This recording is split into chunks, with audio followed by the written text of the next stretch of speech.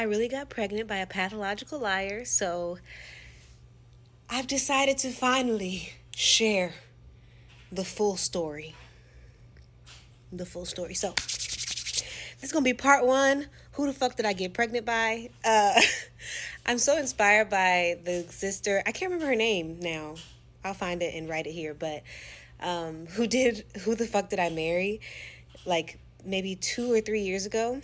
And I remember I watched all of that series. And at the time, I was like, oh my God, how could anybody lie like this? And now I done been the one who got God. So, anyways, and I literally got pregnant. So, I have a lot to say about what I went through. I've shared bits and pieces for people who follow me, especially more so on my YouTube channel, about the story. But I've been trying to kind of like protect my baby daddy in a way. Not really protect, but, I've been trying not to speak too badly over him throughout this process and not share the whole story.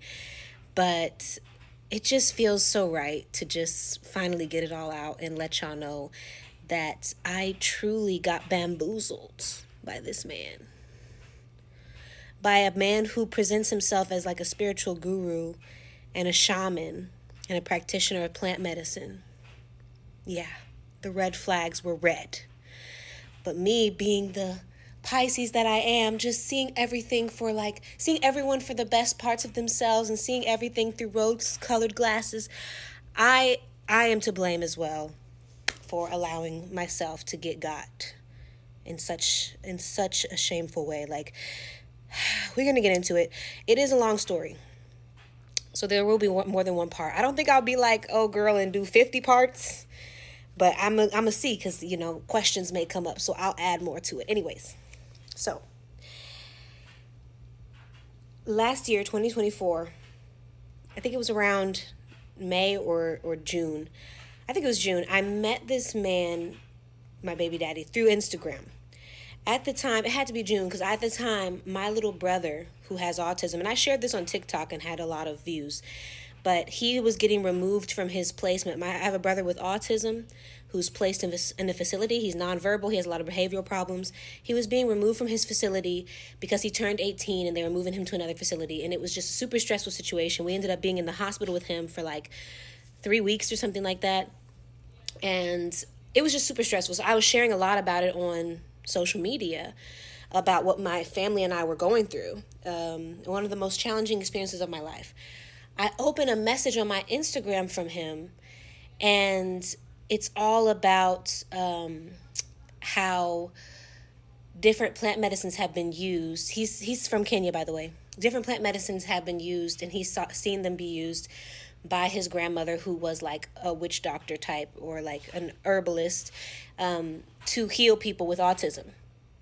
So that was how we connected. He sent me this message about plants that help with autism, and he specifically talked about iboga and how it can be used for healing people with autism.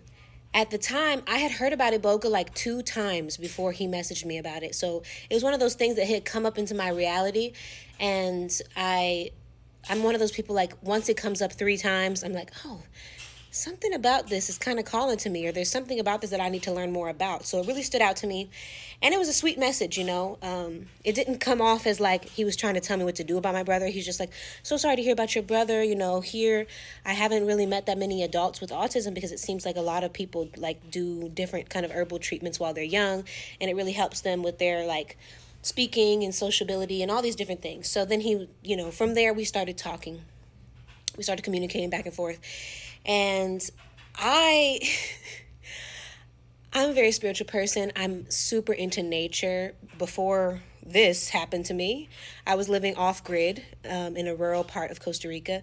I still have my lands there, but I'm currently back in the States to give birth. But so I'm a naturalist. I'm into herbs. I'm into nature. I'm into plant medicine. I'm very open-minded about these things. So none of this stuff was coming off to me as weird or, out of pocket. To me, it was really, interesting to me. And then so we switched from Instagram to WhatsApp. And At this point, literally, I didn't even know what this man looked like. He's the type of person who doesn't post a lot of pictures of himself online. He's very low key. Even like his WhatsApp picture won't even be himself. It'll be like a flower or a bird or a cool looking bug. Like, he's one of those people who doesn't show his face a lot, which now I know why. He be hiding. But anyways, we switched to WhatsApp, and we were just, getting to know each other. And he let me know that he's actually been following me for a while, and I hadn't followed him.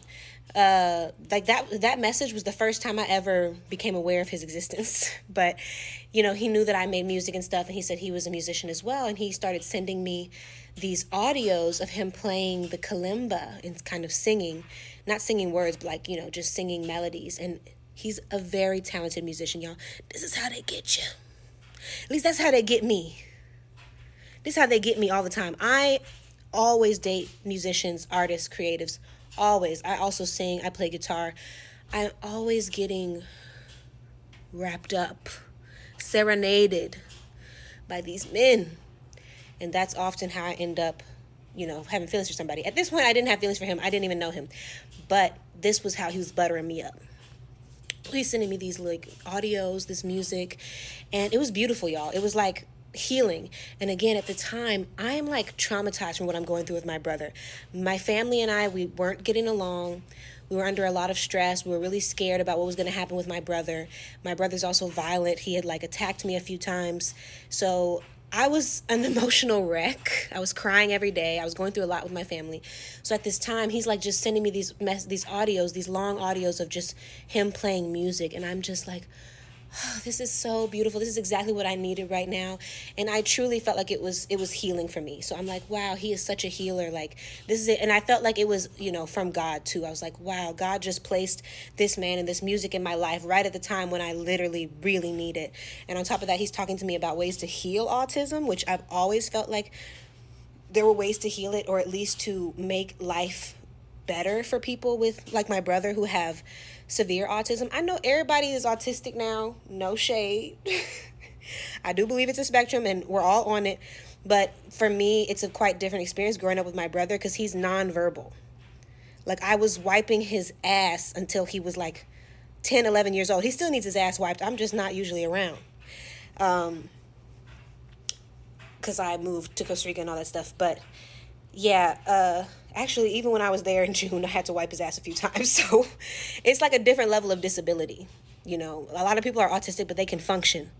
But my brother, he needs full-time 24/7 care. So it's been a big kind of weight on my shoulders throughout my life. And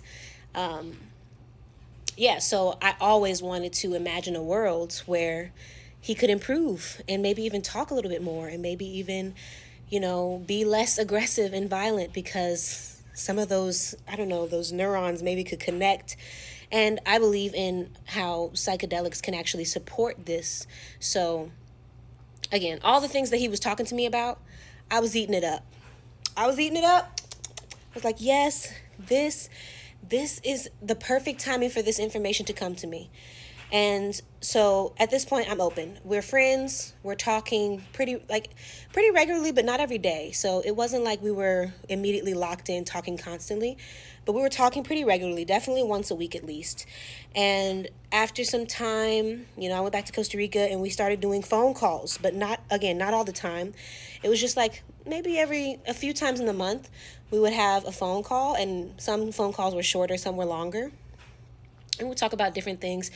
Like, I thought I was really getting to know him because we would have all these conversations, but mostly we would talk about his experience with this medicine, Iboga, and serving it to people, and like his life before and after he found this medicine and all these things. So I'm telling the story. So yeah, I'm feeling like I'm very attracted to like spiritual people who are in the realm of healing, because I'm in that realm as well. And now I understand the spiritual bypassing that takes place, which we're going to get deeper into that. But yeah, this is how we met, how we started to get to know each other. And we started to talk more about Iboga, and I started to be interested in taking this Iboga with him. So we talked about the possibility of me going to Kenya for ceremony with him. All right, y'all, time for part 2. of I got pregnant by a pathological liar. I'm so irritated because I filmed part 2 twice on TikTok and it got deleted both times. So I've just been over here very irritated. But I found out it's because my storage in my phone was full. So I had to go clear some space, take a few breaths, and a little break before getting back. Also, because I've already said this twice, I don't even feel like telling y'all all the same details again. Even though, of course, you didn't hear them.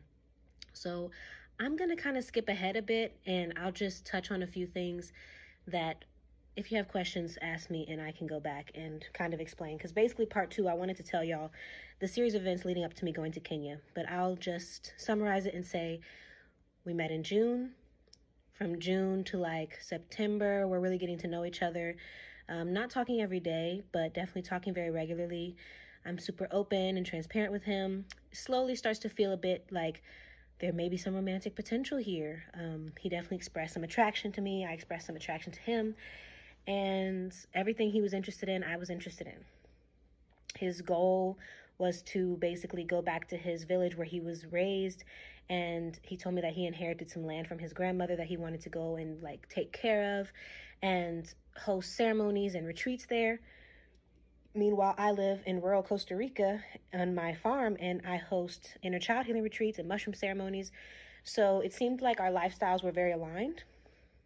And so throughout this time, we're not talking every day. He's the type of person you can text him. He might not text you back for 2 weeks. But so it wasn't consistent. But when we did talk, like we would send audios that were super long. Like we might send a 10-minute audio 10-minute audios back and forth, or we'd get on a phone call. So there was some depth there. And during this time, I shared with him that I hadn't been in a relationship or had sex in over a year. And I talked about the healing of celibacy for me and how in my life I had been decentralizing romance. And he's talked about the same thing, about how he hadn't been dating in a long time, hadn't been having sex, which later I found out was one of his first lies. But he basically was like, yeah, I don't even seek women out for sex. I don't even see women like that. I'm not like the type of guy that's like out here trying to have sex with people. It's just not me. I'm like more focused on like my own healing and all this stuff. Blah, blah, blah, blah, blah. I ate it up. I'm like, oh my God, we're in the same part of our journey. No, he was literally having sex with someone during this time. What I didn't find that out till later. But November came around. So by October, we decided, okay, I'm going to go to Kenya in March. March is my birthday month, so I wanted to go for my birthday. But November came around, and I met this guy in Georgia. Well, I was already friends with him, but we started to hang out more, and it started to feel a bit romantic. So I'm only telling this part of the story to just say that he had ample opportunity to be honest with me because I was showing up with him with real transparency. I expressed to him as soon as I started hanging out with this guy and feeling this romantic connection, I'm like feeling all conflicted because I'm like, oh, I have feelings for this guy in Kenya. So I went and told my baby daddy, like my now baby daddy, like, I know we've been talking and there's like some attraction there and I'm planning to come to Kenya, but I wanted to let you know, like, I've just started connecting with one of my friends in a more romantic way and I'm really interested in exploring it, but I just wanted to be honest with you about what's present in my life. And he just took it so well, was like, I'm not trying to possess you. I'm not trying to stand in the way of anyone loving you. So yeah, he felt no type of way about me pursuing something potentially romantic with this other guy. Me and this other guy were still very good friends to this day. We didn't end up getting into a relationship, but we were definitely exploring romance and talking a lot. And that was my little boo for a minute. I was like, I got 2 boyfriends because like I got the guy from Kenya, I got the guy from Georgia, and they both like are showing me all this love. And the guy from Georgia as well, I also went to him and was like, so, you know, I really like you, but also I was already kind of liking this other guy and I have plans to see him in March. And I just wanted to be honest with you. Absolutely, if you and I decide to like really commit to one another, then I'll keep that other relationship strictly as a friendship. But I just wanted to let you know. So there was all this transparency. The communication was there. Honesty was there. Again, at this time, I find out later that he was having sex with someone during this time. But he's saying he's not talking to nobody. He hasn't talked to nobody in a long time. He hasn't had sex in a long time. He's saying all these things. Meanwhile, he's literally sleeping with a woman at this time. And I don't really know why he didn't. I mean, I guess I know why, because he's a liar. But I don't know why he didn't take that out, you know, that opening where I was like, well, I'm starting to have feelings for this other person. I just want to let you know I might want to pursue this in some way. Like, he could have been honest with me. But he wasn't. So anyways, fast forward, me and the guy in Georgia, we kind of fizzled out. We're still very good friends. We continue to talk pretty regularly, but we're not trying to like really get into a committed relationship with one another. So that's all fine and dandy. Fast forward now, we get to 2025. My birthday is March 2nd. So I celebrated my birthday in Costa Rica, my 29th birthday. And during this time, as I'm continuing to talk to my baby daddy, we're mostly talking about like different spiritual stuff. I realized later, like, I thought that we were so close and that I knew a lot about him, but actually he mostly talked to me about like my life or about, healing and different things, or like really spiritual topics. But he actually didn't tell me too much personal information about himself. And honestly, some of the personal stuff he said was lies. So I'm thinking that I know this person very well, which I later realized I don't know him at all. But anyways, we talked a lot about iboga, this medicine that he serves, and how this is a plant medicine that grows in Gabon and I believe Congo as well. And it's more of a traditional medicine in Gabon, but he has connections to people there who send him the medicine. And so, yeah, he's been serving it to people in Kenya. So again, he's like, to me, I'm like, this man is a shaman. He's a spiritual practitioner and teacher. He's not out here like, lusting after women and in his lower nature. He's in his higher nature. He cares about people healing. So I'm seeing him in a very good light. I'm putting him not on a pedestal, but I respected him a lot. I really respected the work that he did, and I really respected how he showed up in my life as well. So I really had no reason to believe anything bad would happen. He's super kind, super sweet, very gentle-natured. He's a Cancer man.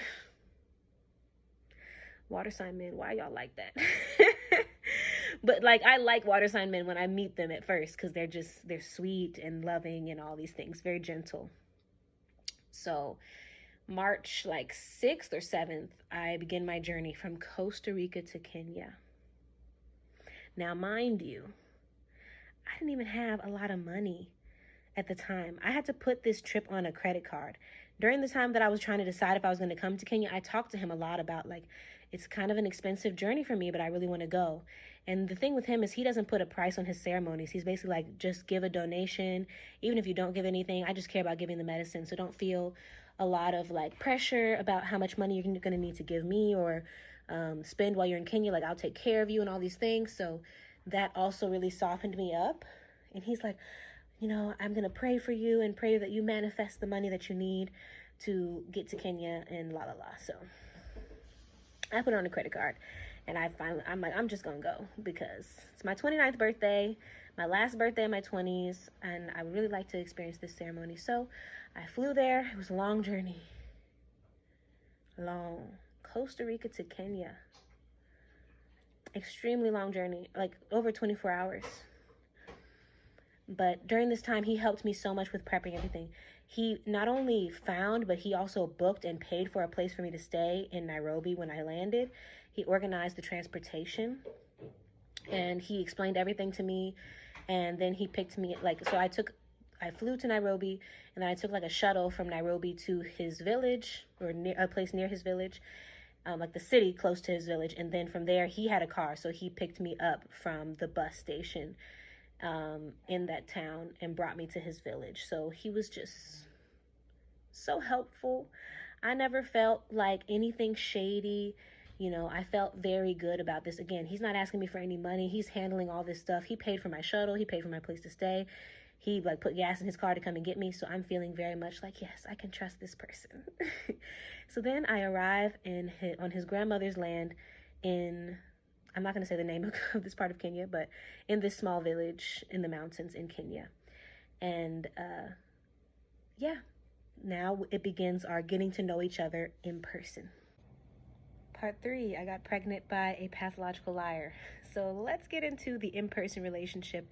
Part 1 and 2, I give you some backstory of how I met him and what made me decide to go see him in Kenya, which is where we are now. So in March, I went to Kenya. Like I said, to me, he was a green flag at this point. Everything he was saying was so lovely and so on point. He was so helpful as far as supporting me in my travels to get from Costa Rica all the way to Kenya. And once I got to his village, it's like he has his grandma's old house, and it's like the family property. So his uncle has a house, his grandma has a house, and his cousin has a house. And in his cousin's house, she wasn't living there anymore. So I was able to stay there, and he was staying in his grandma's house. So it was a beautiful, beautiful space that I was in. When I got there, I immediately felt like, oh, this is like so lovely, so nice. I can't wait to experience this place. And it was very comfortable, and it was very clean. And so, again, all green flags. He's letting me stay there for free. We're planning to do the iboga ceremony together, and I had no reason to believe anything he ever said to me was a lie, because I just never expect people to lie when I meet them. I really don't. And I've been a liar in the past, like more so when I was like in high school, middle school, especially to my parents. But I learned this lesson about how hurtful lying can be. And I just, from then on, was like, I'm just going to be impeccably honest. I'm going to be honest. I'm going to tell the truth. And in that, I also just really genuinely felt like people aren't just going to lie to me. Because for what? For what reason do you have to lie? Now I know you lie because you're hiding things. So, yeah. At this point, I've been talking to him since June. So it's been like 8 or 9 months since we met. I'm thinking this is a single man with no kids. I'm thinking this is a single man with no children. He's not brought up a child to me, not once. I don't remember if I ever asked him if he had kids. It's something that I normally do ask people. If I did ask him, he said no, because I never forget this type of thing. I would never forget if I'm talking to a man and he's told me he has kids. I would never forget that he has kids. So at this point, I'm thinking he don't got no kids. He's not once mentioned. There's not a photo, nothing to even suggest that he's a father. So these first 2 weeks, we're just really enjoying each other's company. He's showing me around. Again, he's taking care of me. He lives with his cousin, one of his younger cousins, a guy who's awesome, love him. And he was making us a lot of food. He really liked cooking. So we were just eating delicious food. You know, I'm seeing the countryside and all this stuff. Like, I'm enjoying myself deeply. I'm really enjoying Kenya. It's gorgeous, beautiful. Kenya is a beautiful, beautiful country. I'm out in nature. We're walking in the mountain, all this stuff. I'm learning about stuff, and I'm seeing a lot of similarities with some of the plant life to Costa Rica. I'm in a dream, y'all. Now, keep in mind, I chose to do this for my birthday. I just turned 29, and this is the end of my Saturn return. My Saturn is in Pisces, and I'm a Pisces. So it was kind of like this big thing, like to end my Saturn return, I'm going to do this plant medicine. I'm going to travel all the way to Kenya. I'm going to have this experience, and I'm going to be like renewed as a healer and as a practitioner, and la la la. I'm feeling like I'm just about to transform, which ultimately I did. But I had to go through some trauma first. So again, I have no idea this man has kids, y'all. So kids with an S. With an S. So the first 2 weeks we're just hanging out, whatever. In fact, it might have even been almost 3 weeks, because in this time we didn't kiss. We didn't even hug too much. He was in no way presenting to me like he was trying to get with me romantically or sexually. He was just treating me with love and respect, but, and I still felt there was some attraction there, but he wasn't aggressive. He's actually a very soft-natured person. So I also felt very safe with him. I felt very comfortable. And I didn't feel like he was like trying to get with me. I felt like he was really focused on, you know, let's do this work. Let's prepare you for ceremony, have this medicine. I went through ceremony. I'm not going to go too deep into the ceremony in this video, because I have videos about my iboga journey. There's a playlist on my TikTok if you want to check it out. My experience with him with the medicine was very positive. I really had a great experience on the medicine, and it showed me a lot. And very deep. I won't go super deep into it. I'll just say I had a lot of visions. It was a very visual experience for me. And again, he took good care of me. He played music all throughout, and his music is very good. This man is a very talented musician. And also, we were making music together. So before I even came to Kenya, we actually worked on a song together. He sent me something he was working on, and then I added some lyrics and I sent it back. So then we were recording. We've recorded several songs together, like while I was in Kenya, and we were also like, he could play anything. So he was like, start playing music. with various instruments and recording it, and then I would just sit there and write some lyrics right there, and then we were making like beautiful music together. So that only deepened my attraction to him. But again, at this point, we're not even kissing, we're not doing anything, we're just friends. And the music we were making, it's absolutely beautiful. And again, this is making me feel safe. This is making me feel like, wow, I could see myself potentially being with this person. So we go through our ceremonies and everything. And then he's telling me about this place called Naivasha, Kenya, where you can see all these animals, and how he used to live there on this sanctuary, like a farm sanctuary with all these animals. And I'm talking like, I don't even know what those things are called. Like, there's gazelles, zebras, giraffes, and then there's other animal. I don't remember what it's called. But all these animals are there on this sanctuary. And he talked about how you can camp there. And the zebras are like right outside your tent. And he wanted to take me there. So we started planning that trip. And again, he's handling everything. At this point, I gave him a little bit of money towards groceries because he had just been buying everything and handling everything. Like, he never asked me for money once. So I took the initiative being like, let me give you something towards what you've done for me already. Like, let me get some of the groceries, let me give you some money for gas for your car because you've been driving me around, all these things. After, I don't remember if it was my first or second ceremony. I think it was my first. We ended up doing ceremony 3 times. But after, I think it was my first one, my cat passed away. This is like my beloved cat who I've had for years and who was like a child to me. And I was grieving a lot while I was there. So I was crying a lot. He was checking in on me. He came and like sat with me, and I just laid my head on his shoulder and just cried over my cat. And like, I think this experience when my cat died and I was just grieving really put me in an even deeper vulnerable state. And again, like seeking that comfort in him because I was really grieving deeply, y'all. This my baby to this day. Like, I still shed tears about this cat sometimes because that's my baby. And so, yeah, we went through a lot. In my ceremony too, I cried a lot for my cat because the way he does ceremony, it's 3 nights long. So it's like the first night, I had a really deep experience learning about the world. And then the second night was when I found out my cat died. So then the whole night, I'm just learning about death and life and rebirth and grief. So anyways, after this period, after a few days after my cat died, is when we slept together. Peace, y'all. So this is a recap of part 4. I got pregnant by a pathological liar. So I did make this video private because I shared some details that were about another woman that were just, it's up to her if she wants to share. And also, even once I tried to repost it just for my friends on TikTok, the sound was removed. So it was definitely just not meant to be. So I'm going to give y'all a recap for those of you who are just starting the series and you're confused about why you go from part 3 to part 5. So in part 4, I shared that we went on a trip to Naivasha, which is a different part of Kenya. He used to live on this sanctuary where there's all these animals, and he took me there for a camping trip. I was really excited to show me this place. We road tripped there together. It was an absolutely beautiful experience. Like I've said before, this man is very kind. He's very nice to me throughout the entire experience. He's very loving. He's thoughtful. He's paying for everything pretty much. Like handling all the plans for this trip and everything. I didn't really have to do anything. He drove, he handled everything. When we got there was a tent set up for us. So during this time, I'm like, we have just started sleeping together and, really talking about being in a relationship and seeing our lives together. So I am googly-eyed at this point. I'm feeling a lot of love. And remember, I've just met him in person, but I've been talking to him for months. So I'm feeling super safe. We get there. It's beautiful. I mean, we're taking long walks in nature. We're connecting deeper, walking by giraffes and zebras and all these things. And we have this experience there where we consume some fungus. I think that's why they removed my sound before. I have to be mindful of what I'm saying in these videos.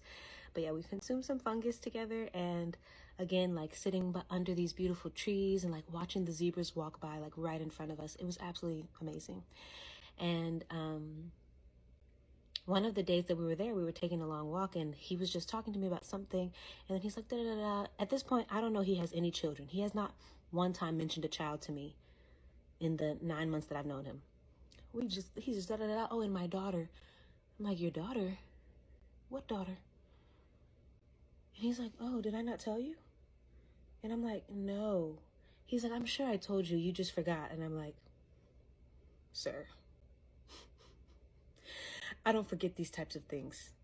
I don't forget these types of things. If a man tells me he has a child or children, especially a man who I'm romantically interested in, there's no way I'm forgetting that information. Absolutely not. I was like, no, absolutely not. You never once told me that. And I'm like, tell me more about it. Like, if you told me about it, like, tell me a little bit about the situation with your daughter and about your daughter, and let me see if it rings a bell. And like, because maybe I might forget something.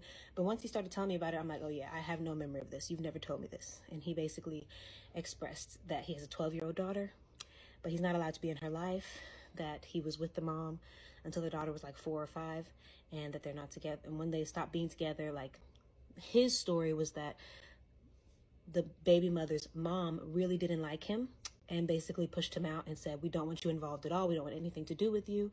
And they won't allow him to communicate with his daughter at all.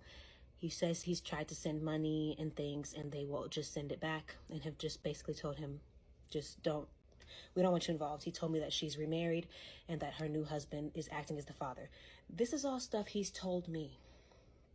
I have learned that this man will lie about anything and everything. So truly, I don't know if this is the real story. I don't know. Part of it could be true. Part of it could not be true. One thing I trust is, like, yeah, I'm sure she's 12 years old. And he did say that they lived together in the beginning of the relationship and were really together. He was young when he had her, like 21 or 22. So yeah, but the way he even told the story was very much from this place of like, he's really sad about not being able to be in her life, and it's something that really hurts him, and he's vulnerable about it, so he doesn't talk about it too much, and he thinks about her all the time, and he wishes that he could be a part of his daughter's life. So this was really like the first red flag, because I'm thinking, how have I been around you all this time and also been talking to you for all these months, and you've not once mentioned your child to me? That's really weird. That's weird. And I can't lie, it also had me feeling, that was the first shift in the energy of like, before I was just so googly eyed, and then I was like, dang, like I never really wanted to start a relationship with someone who already has kids. And it's funny because at this point I'm thinking he has one kid. There are more. So I was like a little bit in shock, to be honest. And I mean, I expressed those feelings to him. I'm like, I'm kind of shocked that you didn't bring this up. You know, it's a little bit weird to me. And like, I mean, no judgment. People have children. You were young and all these things. But yeah, at this point, I'm already kind of looking at him. Whenever I get with someone, I be locked in. I be thinking for the future. I'm like, okay, what are we finna do? Is this the person I'm going to marry? Is this the person I'm going to have children with? So I'm already thinking, like, I've always wanted to have a child with someone who doesn't have other kids, so we can go through the experience together for the first time. I didn't get that at all. Not even close. But whatever. So as we talked about it more, I was able to just kind of meet him with compassion, because it seemed like something that made him really sad. So we move on through this. Again, we're connecting really deeply. We're feeling a lot of love. There was a point where when we had consumed this fungus that he left to get food, and I stayed on the farm, and I was just outside, just like in love with the view and just connecting with the trees and with the zebras and just taking it all in. I was just enjoying the space. And I was connecting with this one tree in particular. And I was connecting with trees long before this experience. This has been something about me since I was a child. I really feel like trees are alive, and I feel like when you sit with them, you can take in wisdom. So I was sitting with this one particular grandmother tree, and she was telling me that I need to prepare for motherhood. Like, that was the message I was getting. I kept getting this sense of like, you're about to become a mother. You need to be prepared for motherhood. Like, it's your time, and there is a spirit or an ancestor who has chosen you to be their mother. And I just was getting this so strongly. So, yeah, I felt this, and he came back, and we, continued our experience together. At this point, I did come onto my cycle. So this is like, this is before I've gotten pregnant. This is, I've been in Kenya at this point for about 3 weeks, about 21, 22 days. Got my cycle. The next day, again, we're taking a walk, and we're talking about different things, and I'm talking to him a little bit about, like, also it's important to note that during this time that we were there, like, at a few times even before this, even before I met him, he made these little jokes about, I should marry you, like he made these little jokes, and he brought up marriage a few times. And, I kind of joked about it with him too. Like, yeah, like, let's just do it. Like, let's just get married, whatever. Cause I was just feeling all this love or whatever. And we were kind of like, but then we kind of looked at each other and we're like, no, but really, like, we could see ourselves being together long term, basically. So we had started to have that discussion of like, not only do we want to be together, but like, if we're going to be together, we really want to be together long term and do life together and create music and travel and all these things. He talked about coming to Costa Rica, and I talked about coming to Kenya more often. So we were really in this place of like seeing how our lives would work together.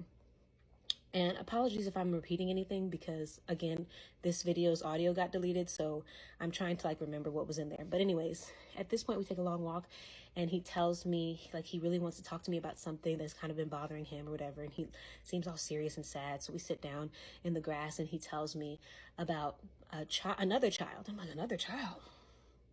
And this one is a baby. But he's basically telling me that it's not his child. He's saying that the mother believes it's his child, but he's saying that he's never been with this woman, like never slept with this woman. And that it's this whole, he's bringing it up as if it's this whole drama that he's going through, that he's struggling through. Mind you, remember, this is a pathological liar. This is not true, y'all. This is not true. This is not true. He tells me that he's never slept with this woman. He never even admitted to actually sleeping to her until a few months ago, like since I've been gone from Kenya. But at the time, he brings it up and he's like, I just felt like I wanted to share this with you. It's not my child, but it is something that I've been dealing with. Again, red flag, but I've never had anybody tell me nothing like that. So I'm just in a place of just believing whatever he says, because I don't have any reason to think that he would lie, especially lie about something so out of pocket. So again, I'm meeting him with compassion. He didn't deserve my compassion, but I met him with compassion. So at this point, he has now expressed to me that there are 2 children. He claims one of them is his and one of them is not. And again, I let it go. I'm starting to look at him though with a side eye, because I'm like, that's a very strange story, and I've never heard anyone have an experience like that, truly. Never. But I continue to believe the lies. All right, part 5. I got pregnant by a pathological liar. So if you haven't seen the other parts, please go back and watch them. I will put them in a playlist, so they'll be linked here below. But at this point, I have now learned about 2 of his children. One, he's confirming is his child. The other one, he is denying is his child. So I'm still calculating that, okay, this is a man with 1 child, and then one kind of like really crazy story going on with the child.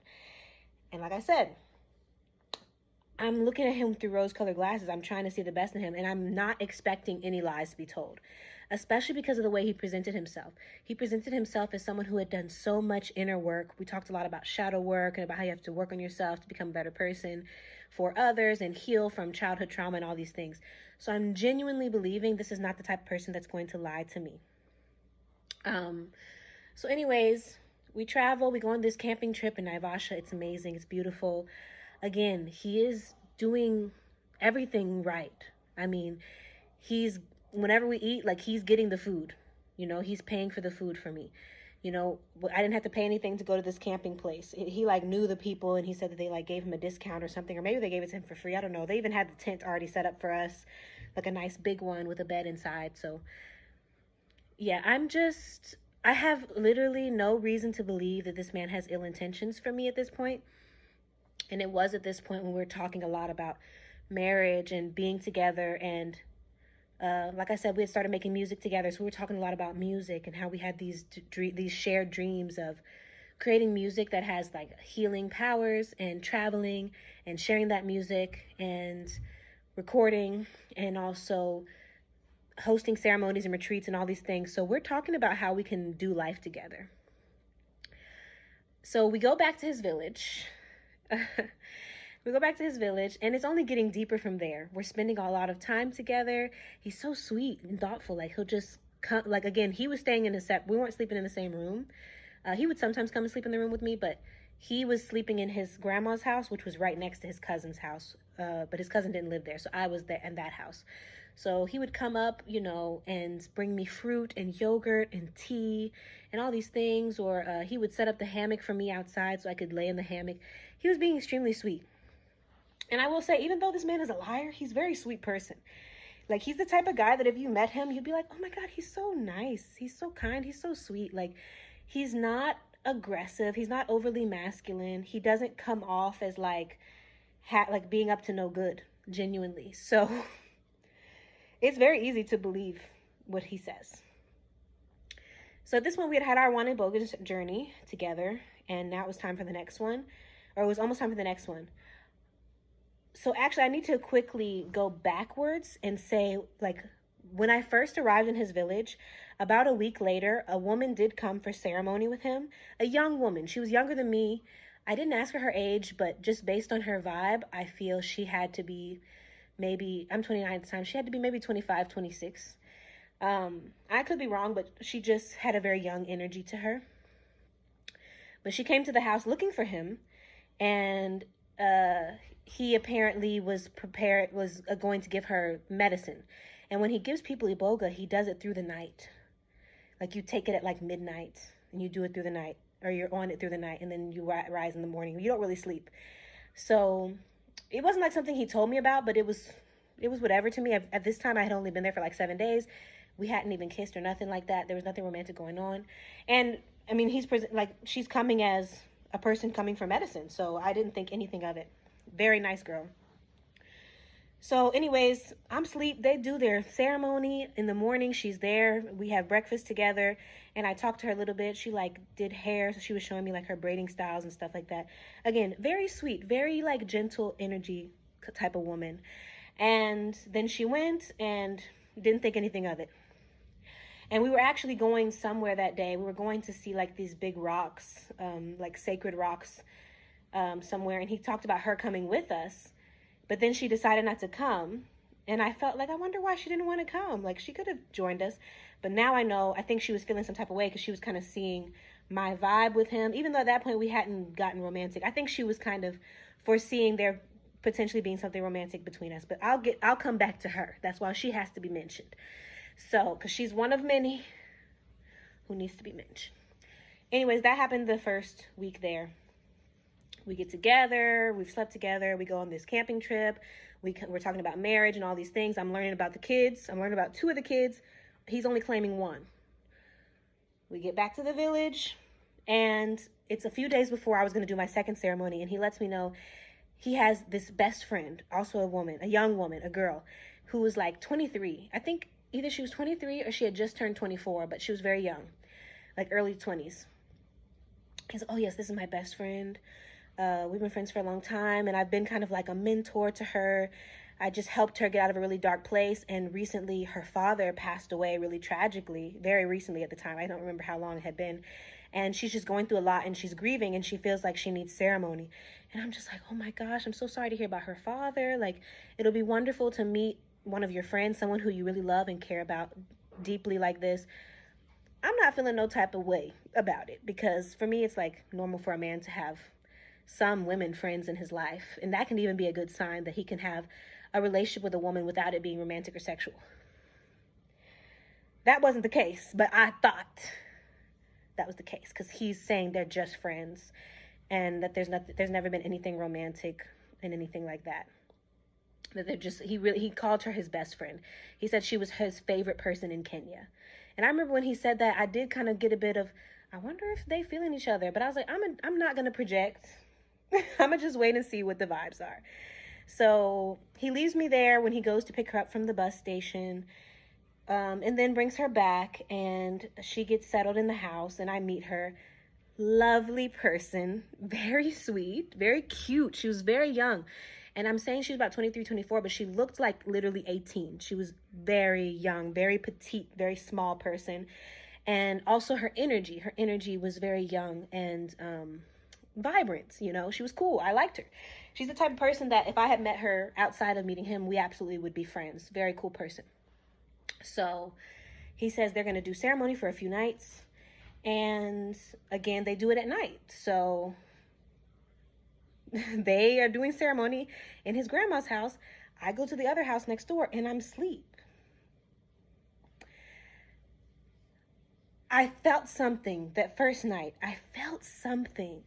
Like I started to feel jealous. And that's something like I felt jealousy before in the past. But again, I'm on my spiritual journey. I'm just like, why am I feeling jealous? What is it trying to, what is this emotion trying to show me?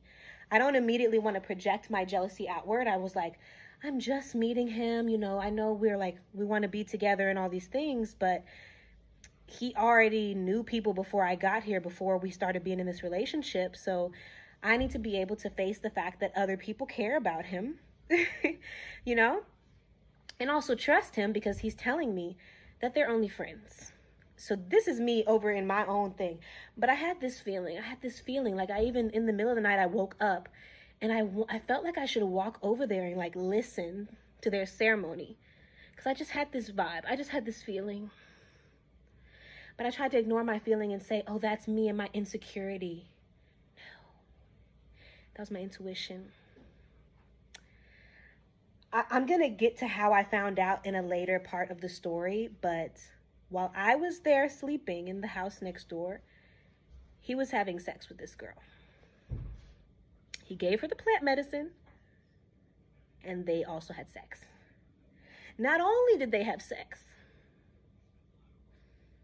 get ready. Hold on to something before I say this.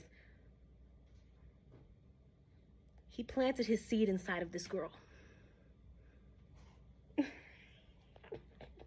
Mind you, I don't know at this point. I'm finding out later, but I wanted to go ahead and say that because there's so many parts of this story. So while y'all are here on this part, I want to let y'all know I later find this out. I find this out weeks later after I'm already pregnant and aware of my pregnancy. At this point, I'm not pregnant yet, but I've been sleeping with him regularly, been kissing him, been talking to him about our future together. And I've not only have I been talking to him about our future, I specifically told him, when I'm with someone, when I'm sleeping with someone, I only want to be with that one person. I only want them to be with me. I told him, like, honestly, this came up really fast. If you feel like you want to be with anybody else, that's fine. But I just need you to express that to me so that we can stay on the track of being friends.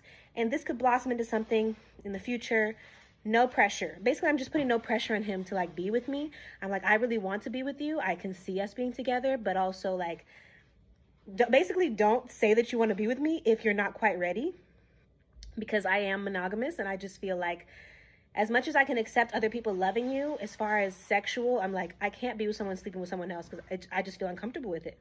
So I have expressed this to him explicitly. And again, he just tell me what I want to hear. So we haven't even gotten to the part where I find out these things, but when I find out, I definitely broke down. I was a mess because at the time I'm just trusting him so much. And that next morning after they've slept together, like I go back down to the house, like I'm hanging out with this girl, like just talking with her, and he kept pushing us to be friends too. He was like, I think you'll really like her. I think you'll get along so well.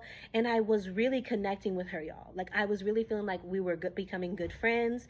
And I was like, I see why he likes you as a friend in this way, because you're a really like dope person and really interesting, really spiritual as well. So we're having all these deep conversations. She opens up to me about her father's passing and all these things. We're talking about grief. We're talking about the medicine, having a beautiful conversation. And we even both it's funny because I wish we had just been more open, because we both mentioned like how we had a strong connection with this guy. I almost said his name. I'm not going to do that. We both mentioned that we had a strong connection with him, but neither one of us said that it was romantic or sexual. She was just like, yeah, like he's just been such a wonderful friend to me. And like, I just have always had a really strong connection with him. And I'm like, yeah, I'm feeling a super deep connection with him as well. And it's just been like a fairy tale getting to know him and all these things and spending this time with him. Anyways, so I'm just sitting there talking to my sister wife that I don't even know is my sister wife. But she's there for a few days. We connect. Like I had been working on this journal that I hadn't finished, and I had gotten it like printed. I created like this inner child healing journal, and I thought it might be supportive for her. So I like gifted it to her, and it was my only copy at the time. And I also had some clay with me from Costa Rica. I gave her that. And because me and him talked about giving ceremony together and working with people together, one other thing I do is I give massage. So I offered her a massage while she was there because, you know, she's working through all this grief. I gave this girl a full body massage. And no regrets. She needed it. She deserved it. Again, just this beautiful little petite young woman. It wasn't like so much work for me to give her a full body massage. She's very small. But anyways, I gave her a massage. Me and her were connecting. We was vibing. Honestly, we got along really well. And I had no idea. And also, she had no idea. Because all the while, he's telling me this is his friend. He's telling her, oh, this is just a girl who came here for ceremony with me. She's from the States. She's just here for ceremony. He has not mentioned anything about us being together, anything about us planning to be married and all these things. So at this point, again, I don't know, but I did feel a little suspicion about their energy together. But then me getting along with her kind of made that subside. I was like, actually, she was really cool. Like, I'm really happy that we met. So yeah, let's move on to our next trip together, which is when I actually started to find out about the lies. All right, good morning, y'all, and welcome back to I Got Pregnant by a Pathological Liar. This is part 6. Who the fuck did I get pregnant by? Okay, so when we left off, I told y'all about how he introduced me to this woman who he presented as his best friend, who came for ceremony after the tragic passing of her father. And he did ceremony with her and slept with her while I was sleeping, you know, in the house right next door. And these houses are like right next to each other. So it's like as if I'm in the same house, but just in another room. Like they're this close. So I wanted to mention that during this time, she was there for maybe like 3 or 4 days. I think it was just 3 days, but it could have been 4, but it was a brief period. During that time, like I said before, you know, he's like encouraging us to get to know each other. He's telling her like, you know, I think you'll both get along really well, and saying the same to me. He's telling me that they're only friends. He's telling her that he's not even telling her we're friends. He's just saying that I just came for ceremony and I'm staying with him and that I'm going to be doing ceremony with him. That's all he's telling her. So something I noticed was before she came was when we like officially got into the relationship. I don't think we ever explicitly said like, we're boyfriend and girlfriend, but no, we were just dead ass talking about marriage and kids and life together and love. And I expressed to him about, you know, my boundary of, okay, if we're going to be sleeping together, I only sleep with someone who's only sleeping with me. And if you want to be with anybody else, like, that's fine. You just need to communicate that, because like we can just be friends, and continue to get to know each other if you're not in a space of being ready for that. But he really said he just wants to be with me and he can really see his life with me. We're kissing, we're holding hands, we're starting to sleep in the bed together. Like he would come over to like that place next door and where I was sleeping, and he was sleeping with me pretty much every night.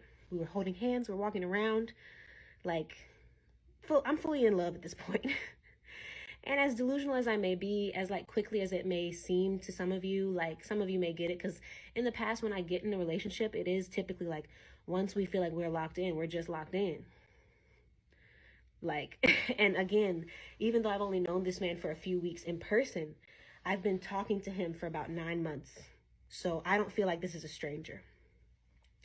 Something I noticed when she came to stay was that before that, you know, he would, you know, sit on the couch and kind of like cuddle me or hold my hand and like be really close to me. And he would kiss me and all these things. But whenever she was around, he wasn't touching me. He wasn't doing anything like that.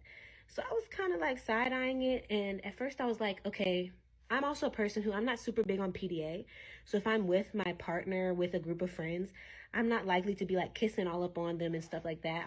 I'll save kissing for when we're alone, because I don't want to make others uncomfortable. But I will at least hold a hand or like, you know, a little touch or of acknowledgement. I noticed he wasn't doing anything like that. And in particular, he also started sleeping back in his grandma's house while she was there. But I understood that because he was doing ceremony with her. I found out there was more going on than just the ceremony. But he he just wasn't showing me affection in front of her, but he would, be with her, and then he would come and check on me, and then he would like hug me and kiss me. But as soon as she's around, then he would again like kind of separate. And I just started to peep that. And I was like, I don't really like how that feels. Like, if you're talking about marrying me and being with me, and you're sure that you want to be with me, like, it shouldn't be something that you should feel shy about or feel like you can't touch me when other people are around. To the point where I'm literally writing a song about it. I'm in the other room. I wrote this whole song. I'll have to share it some other time. And it's like, the song is like saying like, love me out loud, love me and be proud. Don't hide away from your love. Because also he's like telling me how in love with me he is. So one of the days he does come over and talk to me, and I can't remember now if this was while she was still there after she left, but I think it was after she left actually. So we'll just fast forward. So the day she leaves, he takes her to the bus without me. I stay back. As soon as he comes back, he comes to where I'm staying, and to his, the house he had me staying in next door. And he's immediately hugging me, kissing me, and like we immediately are like having sex. Like, literally moments after he returns. So I did not know he slept with this girl at this time. I did not know. But just to give some perspective of like, he was immediately back to like, okay, like we're super together, and like telling me he loves me, and then we're cuddling, all these things. Oh, one more thing to mention. Actually, after her first night there, after her first night of ceremony, he came to me that next morning. And I was chilling a lot while we were there because I was trying to give them space to do their ceremony, because I'm thinking they're doing plant medicine or whatever. I'm like crocheting at the time. I'm reading. I'm just chilling. And he came one rising, that rising after the first night, which now I know that they had sex that night. That following morning, he's telling me about his experience with the iboga that night with her, because he also takes the medicine every time he gives it. And he told me about this vision he had about like a line of women. And I can't remember exactly the vision, so I won't go too detailed. But basically, it was something about this line of women and going through them. And he said that he felt like Spirit was telling him that he may not be meant to be with just one person, that he has a purpose in different women's lives. Something else that he had mentioned to me before was that when he started serving this medicine, he felt called specifically to like be a healer for women. And red flag, but I didn't know that at the time. Like, he said that he felt like he had some kind of purpose as far as helping women to heal more so than helping men to heal. He still did work with men, but he said he mostly worked with women. So this is something that he had expressed to me. So he was talking about this vision and trying to understand what it meant. Like, was it about him doing healing work with women, or was it about like not being meant to stay with one woman? I'm receiving this without any judgment, because I know people who are poly. I don't see that for myself, but I really hold no judgment for it. I'm like, honestly, if it works for you, it works for you. If you like to be in open relationships or like to have multiple partners and everything's consensual, I'm like, do you? But when he told me this, obviously we had been talking about being together already. And I received this so well, y'all. I did not freak out or anything. I was just like, wow, like that's a really interesting vision, And I just, again, expressed like, we've been talking about being together, and I really care about you, and I could see us being together. But for me, like, again, I would prefer to only be with one person. That's just where I'm at. I just energetically couldn't handle having more than one partner, or having a partner who's with other people. So I just told him, like, you know that you're free, right? You're free. If you feel like you're called to be with another woman or with other women, that's fine. Like, I won't hate you or anything. I just need you to communicate it with me so that I can shift our dynamic accordingly. I'm like, we can still make music together. We can still speak. We can still be friends. We can still even potentially work together on retreats. Like maybe some of our connection is not necessarily, it doesn't necessarily have to go the route of it being just us in a relationship. Again, I'm giving him an out. At this point, he could have just been like, yeah, I just don't think I can be with one woman. In fact, I have feelings for this woman who's here right now. But no, he didn't say none of that. In fact, he doubled down on the fact that he really wants to be with me. And he's like, yeah, like, I don't remember exactly his words, so I won't misquote him. But basically he said, that he doubled down on the fact that he wanted to be with me. He's like, oh no, I really want to be with you. I think even like seeing my response and seeing how open I was and how loving I was might have been why he said this, because he's like, oh, this girl is different. But again, he didn't tell me nothing. He again didn't tell me nothing about his feelings for this girl or anything. Okay, so now she leaves a few days later. He comes back. We're immediately like kissing and stuff. And whenever we did sleep together, I will say, and I fully consensual. I was here for it. But he was more of like, he would be quick with it. Like, you know, he would be very quick to like take his clothes off and these types of things. And this is an important thing to note, because later when I start to learn about how he lies about me to other people, this is an important thing to remember. So yeah, like he would be really down and really into it. And even if I could be content with only making out, but you know, I feel like he would escalate it, and I would just accept the escalation because I'm like, I'm down. I like sex too, like whatever. And at this point, I'm thinking this is my person, so I'm really comfortable. So yeah, that happens. She leaves. We're back to in the throw of things, and this is when I do come to him and I tell him like, you know, I felt like when your friend was around, like you didn't want to like kiss me or touch me and different things. And like, I showed him the song I wrote, and I just talked to him about like, if you really are loving me and feeling the way you're saying you're feeling about me, then I don't think you should be scared for other people to know. And honestly, I would like to be claimed in a way, you know, like I would like for you to not feel any shame about how you feel about me. And we had a whole conversation about this, and he did tell me that he's more shy and stuff, and that is true. He's more of a shy, kind of quiet person. But yeah, I'm going to communicate. I'm going to tell you what it is. I'm a Leo moon. I'm like, this is what it is. This is how I feel. I cannot hide my feelings. I'm like, this is how I feel, and I think you should be aware of it. So we had that conversation. And then we get into him and I having our second ceremony together. Now, it's true that he slept with this other girl while they were under medicine. I think that that is completely inappropriate as a medicine giver. I will say they had history though. They had already, this is the girl who he had been sleeping with back in like November, when, like, I find this out later, but back in November when he had been talking to me about how he doesn't even seek out women for sex and he was already sleeping with her. So he and her already had this sexual relationship going on for months before I ever even got to Kenya, and he just never made me aware of it. He just never expressed that. And it wasn't just sexual. They were also really close. They were also saying I love you and all these things. So it was like a deep relationship that he had with this woman, this young woman. And he just didn't tell nobody about it, or at least he didn't tell me. So now we have our second ceremony together, and in my experience with him with ceremony, I will say he was always appropriate. He never like initiated sex during ceremony with me. He never was like doing anything inappropriate. And my experience with him with ceremony was really positive. He would play his music and basically be sitting in silence and letting me have my experience. So I didn't have any issue. And again, the second ceremony went really well. I got a lot of insight from the medicine. And now we're moving on to me getting pregnant. All right, back again, baby and I. Part 7. I got pregnant by a pathological liar.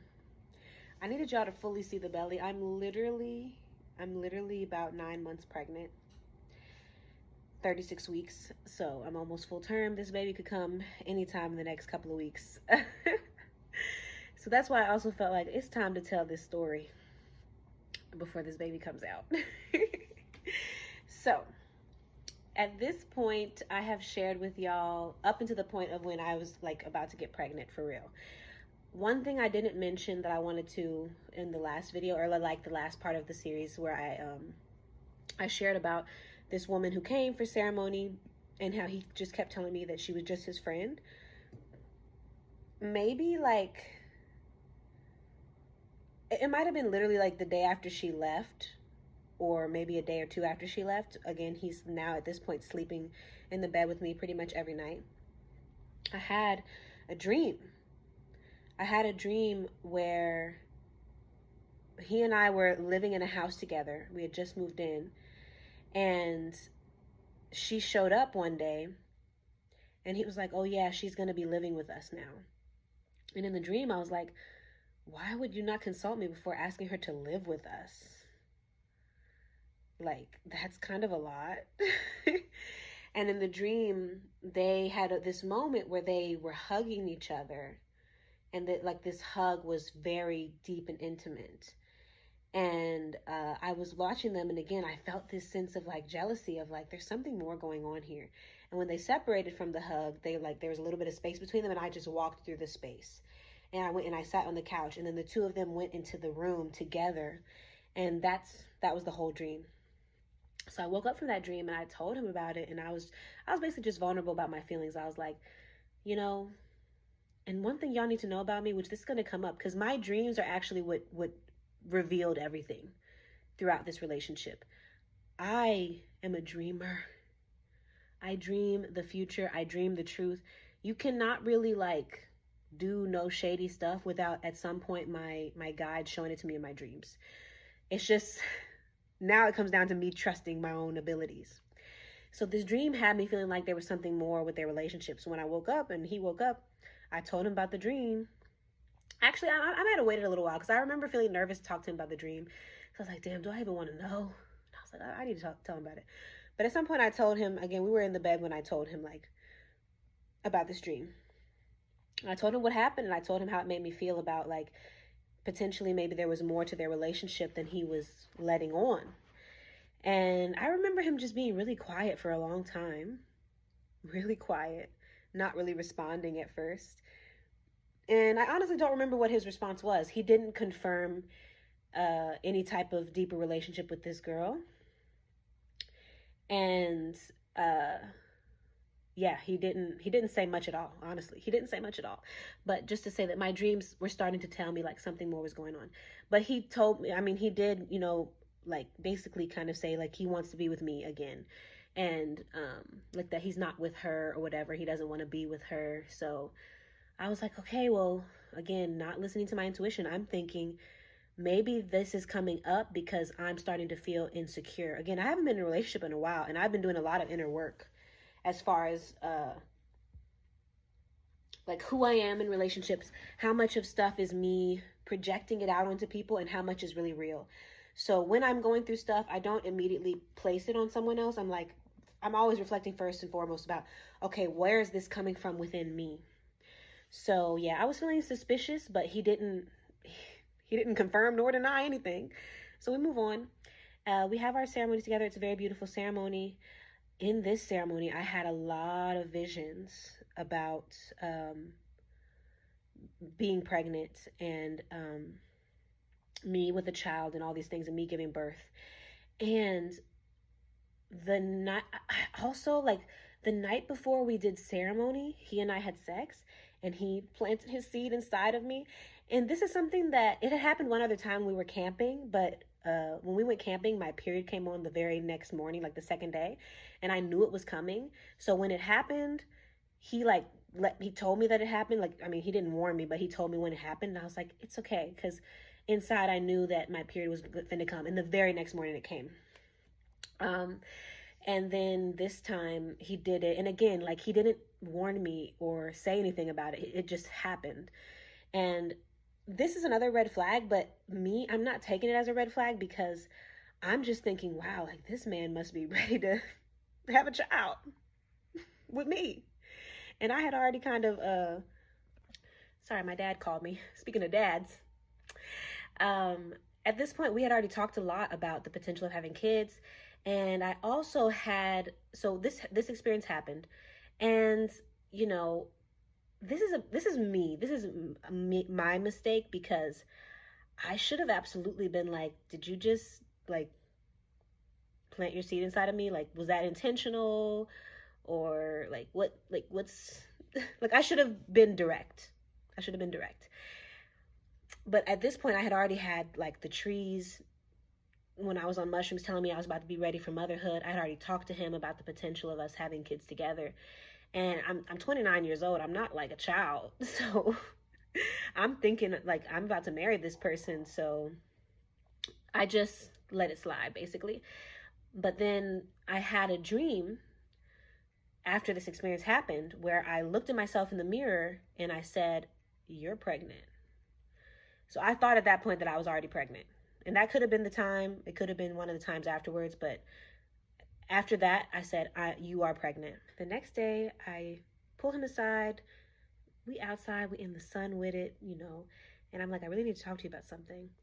And the reason I was kind of serious in my talk with him was because this was when we were about to go into the ceremony. And before the ceremony, he wanted to also do combo, which is a frog medicine. And it's like a toxin that cleanses the body. And it's also like, it would end a pregnancy. So I'm thinking already, just because of the dream, I'm like, I'm already pregnant. And I was like, I don't know if I want to do combo. I don't even know if I want to do Iboga because I might already be pregnant, because both of these things can terminate pregnancy.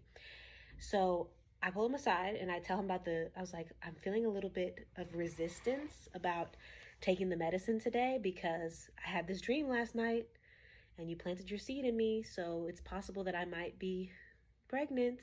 And again, he's really quiet. And I was like, how do you feel about that? Like, if I am pregnant right now, considering we haven't been together long at all, like, how will you feel about that? I just need an honest response.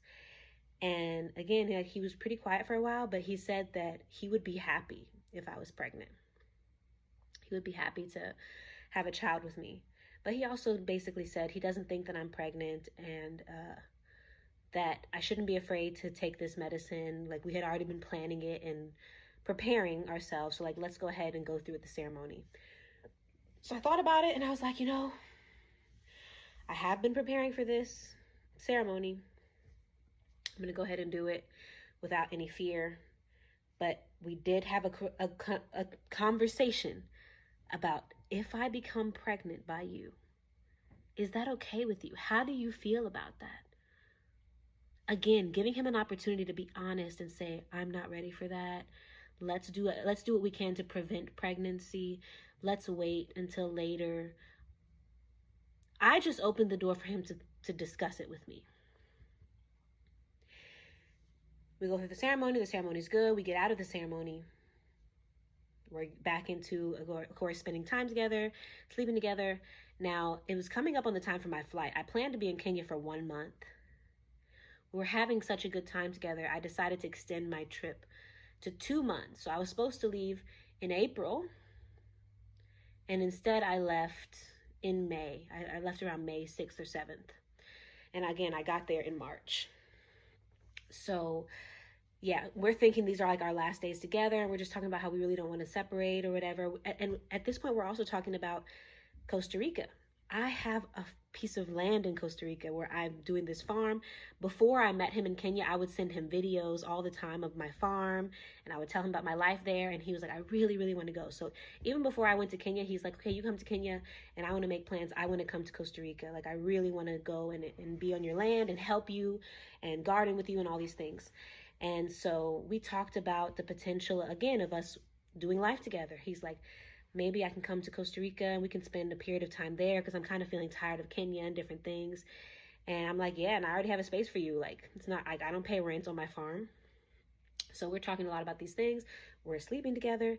And I notice when we're sleeping together, he's always finishing inside of me, but he's also not announcing it or asking for consent. Again, no, I mean, I'm not stopping him. So you can't blame him without blaming me. Blame me too. Like, I'm not stopping him. I'm not like even finding it to be strange because I'm thinking, well, we've had these conversations and he has basically said he's fine if that happens. And he's also not giving me an opportunity to be like, no, stop, because I don't even know. I don't even know until after it's happened that it's happening. But it's funny because we also had these talks about tantric sex. And he even showed me a video. We were sitting there in bed watching it together. And it was talking about refraining from orgasming and using sex like for like building up your energy rather than depleting it and all these things. So we're watching this video about it and it's all about semen retention and all this stuff. Meanwhile, he was not practicing that. I think we might have had a couple of times where he practiced that, where I also abstained from like having an orgasm. Like we might have practiced that a few times, but for the most part, like we're sleeping together and he's just like having his orgasm. So again, one of those things where like he's presenting something to me and presenting himself in this certain way, but then his actions are not aligned with that. So now comes time for us. We decided to make a trip to the coast of Kenya, where he used to live, and he really loves the coast, and he had been wanting me to experience it. Another thing to know about him is he is initiated into this spiritual group, and it's actually a women's group. It's a matriarchy, and mostly women are in it, not very many men, but he had been initiated into it because he went to this older woman in the coast, went there for healing some years back when he was going through what he referred to as his spiritual psychosis. I think he's still in it, but that's neither here nor there. He found these people. He ended up working with them. So now he and I, instead of taking the car, because it's a really long trip to the coast, we are taking this long bus ride together. Actually, we had to take like a shuttle and then a bus to go to the coast of Kenya.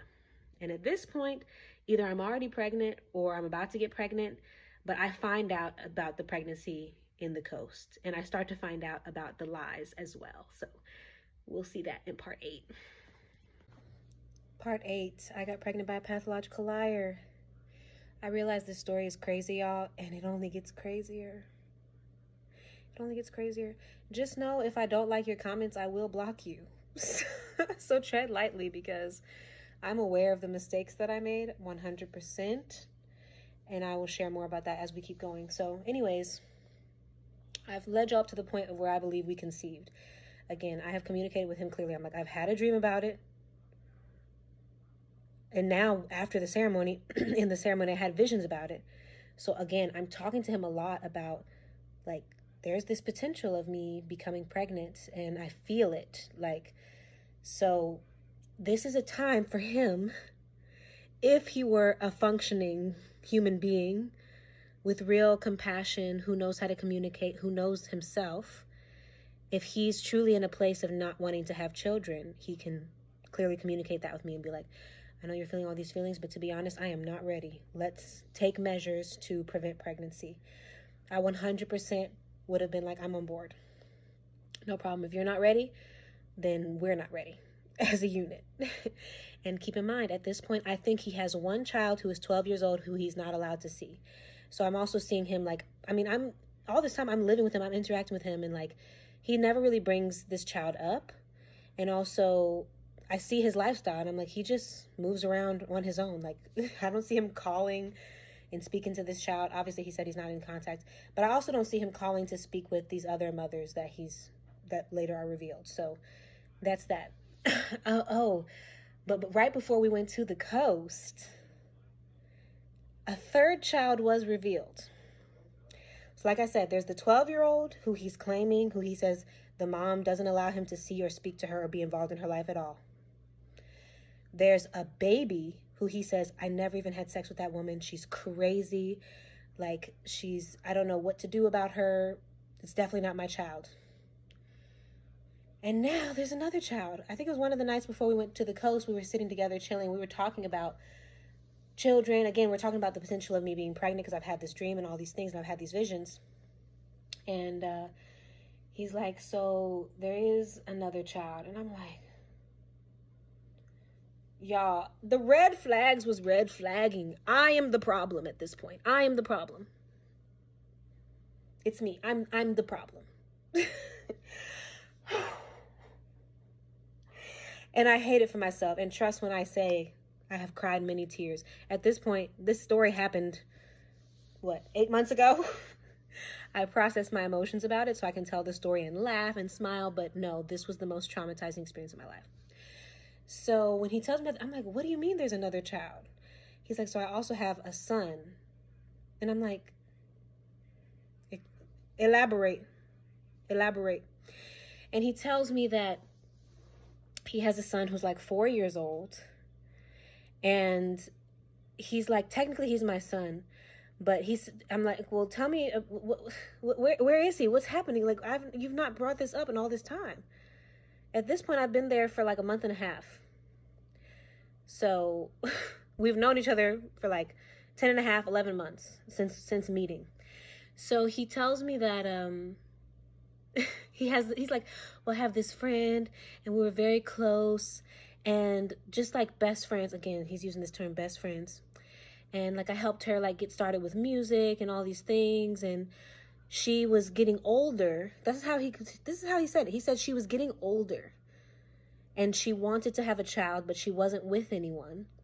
So she asked me to be like a sperm donor. Like she basically asked me to get her pregnant because she was ready to have a child. This is the story. This is the story he told me. And I'm like, that's really weird. And I was like, so y'all like were having sex so that you could conceive? And he's like, we just had sex one time and she got pregnant. Like I didn't even have to have sex with her more than once. We had sex one time. She was pregnant right away and she had the baby, and she let me see the baby like once or maybe twice. I think he said he saw the baby as a baby and then like as a toddler. And he said that she didn't want the baby to know he was the father because she just used him like a sperm donor. And so the baby doesn't know he's his dad, but he said that she gives him updates sometimes about the child.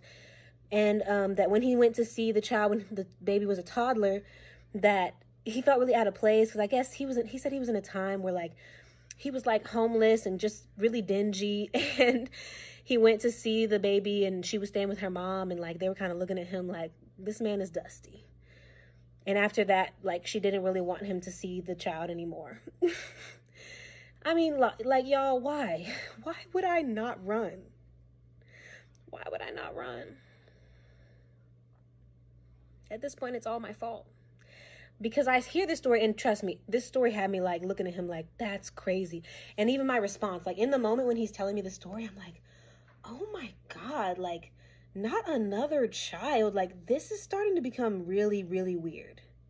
But again, I'm only calculating 2 children. I'm counting the 12-year-old, and now I'm counting the 4-year-old, but I'm still not counting the baby because he stands by it. And I asked him directly. I was like, you can be honest with me if you had sex with this girl and you have a baby. Like, I need you to tell me. He said, I did not have sex with that woman. So now I'm like, okay, well, you have a 4-year-old as well. But again, it's like in this weird gray area where the child doesn't even know that's his father. And he told me he doesn't have to send money. He's like not responsible for the child anyway. Like, and he's saying that that's what she wanted. At this point, y'all need to know I'm connected with the other baby moms. Not the first one, not the one of the 12-year-old, because she wants nothing to do with any of this. But I have been told that she's aware that I'm now carrying, he's having yet another child. But the other 2, the mother of the 4-year-old has now turned 5. And the baby has now turned 1. I'm connected with them. So I've now heard their stories. These were all lies. I later found out that, and I just recently found this stuff out. Like around 6 months into my pregnancy is when I got connected to the baby mom who has the 4, now 5-year-old. He was 4 at the time that I was in Kenya. Now he's 5. Just had a birthday recently in October. So my first time talking to her was just a couple of months ago, maybe 2 months ago. And she, she reached out to me on Instagram, and then we connected on WhatsApp. And at first I was so nervous because I was like, oh my God, this is just so much. Like, because when she reached out to me, I finally found out that, so she has been in contact with my baby daddy. He reached out to me when I was around 6 months pregnant and was like, oh, so-and-so, she knows you're pregnant now and she wants your number so that you could potentially be connected and so that your children can meet. And at this point, I hadn't even been thinking too much about that child or that baby mother, because he told me that she used him like a sperm donor, and like they have like that she in no way is expecting him to show up as a father. So I'm like, that's weird. Why would she want to be connected for our children to know each other if she doesn't want the baby to know that you're the father? I'm so confused. And when I said that to him, he was like, oh, is that what I told you?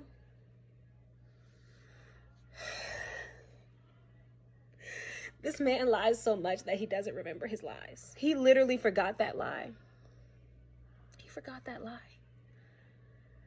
And he was like, oh no, so the truth is, y'all, this is recent. So I'm skipping way ahead because I just feel like some of the reveals need to come, or else y'all gonna be waiting until like part 20 because the story just go and go and go. But at this point, before we go on our trip to the coast, he tells me about this other child, and I'm super confused about it, but I'm like, okay, you don't really have a responsibility. But now, fast forward to 6 months later, I find out that no, they were literally dating, y'all. He just had a child with someone who he very much loved. Loved as he loves. And she just kind of gave him grace because he didn't have his stuff together, and she just kind of let it go. Funny thing about her, my birthday's March 2nd. Her birthday's March 3rd. And honestly, I love her so much. She's really cool. Both of the baby moms are really cool, beautiful women, very gorgeous. And the one who's March 3rd, like, we have a lot of similarities in our personality. I'm like, wow, we're very similar. Like, his taste in women, like, he kind of ate that. She's very sweet and compassionate. Very, like, rose-colored glasses type of woman as well. But yeah, so he revealed to me a little bit, and then I got to speak to her and really hear her story. And they were fully dating. So this 4 now 5-year-old is 100% his child. And then after that, he claimed that he was there for the birth. I have to go back and ask her again if he was actually there for the birth, because she was telling me about her birth process and I don't think he was there, but he told me he was there, but he also told me lots of things that were lies. So who knows? But ultimately, this was 100% his child.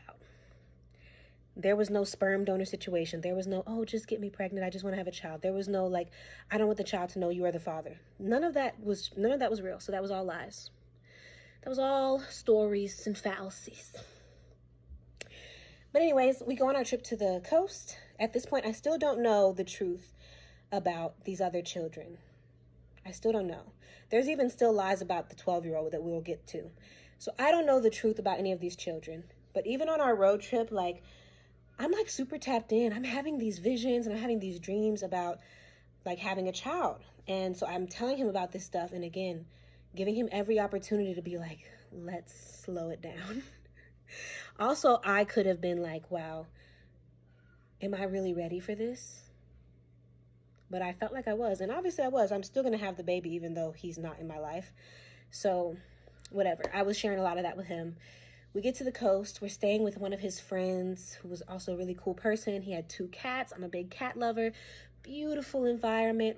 Walking distance to the beach. 100% beautiful experience. So he has his one friend who we're staying with, and he has another friend who has like a beach house. And he's like an older white guy from Austria. Yeah, I think he was from Austria.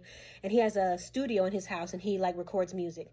So he had musicians coming in and out to record, like they're working on an album at the time. And my baby daddy was helping with all the recording sessions. So I got to be a part of that. I also got to record with him there. So we get to the coast. I'm continuing to have a wonderful time. I'm skeptical at this point because now he's revealed more about other kids, and I'm looking at him like, what? Like, what's going on with you with these kids? Like, I need to know. But I'm also communicating with him. I've started to feel these feelings of like skepticism, and I've started to tell him like straight up, if there's anything that you're hiding from me or that you're afraid to tell me, I just want you to know that this is a safe space to just come out and just tell the truth. Just please tell the truth. And he'd be real quiet, and he's like, and he's always talking all spiritual, like, the truth will be revealed as it needs to be revealed type shit. So yeah, that's enough for part 8. Next, we're going to get into us literally like, what's the word I'm looking for?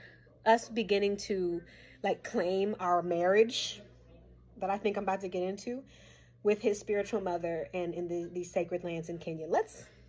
That's going to be part 9. All right, y'all. Part 9. I got pregnant by a pathological liar.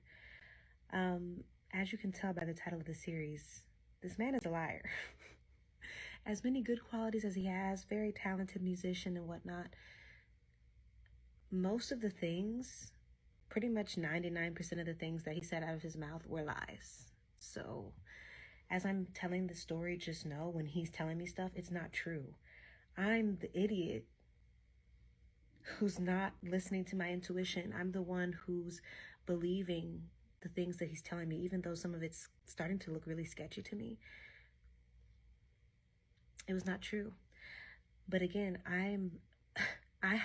it's not like I just met him. I just met him in person, but I've been getting to know him for months. Talking to him on the phone, texting him, telling him things about my life. He's telling me things about his life, or so I think. So I feel like we have a basis of trust.